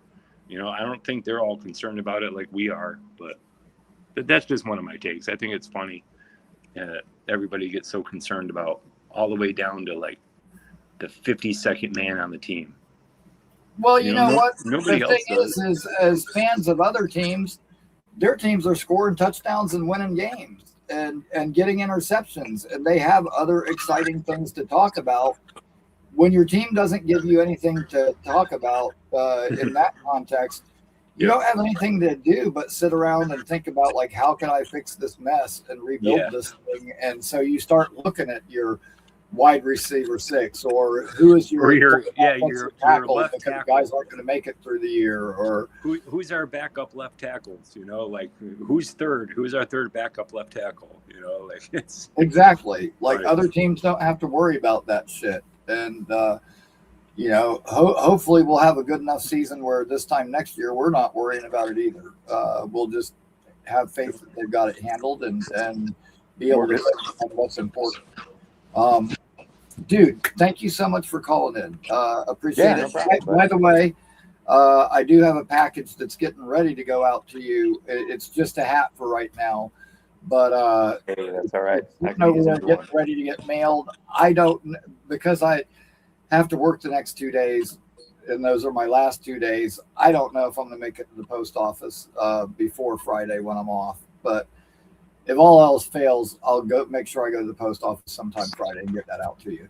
Ricky, it's all good, dude. Well, as other all people do. all I would ask for is before August.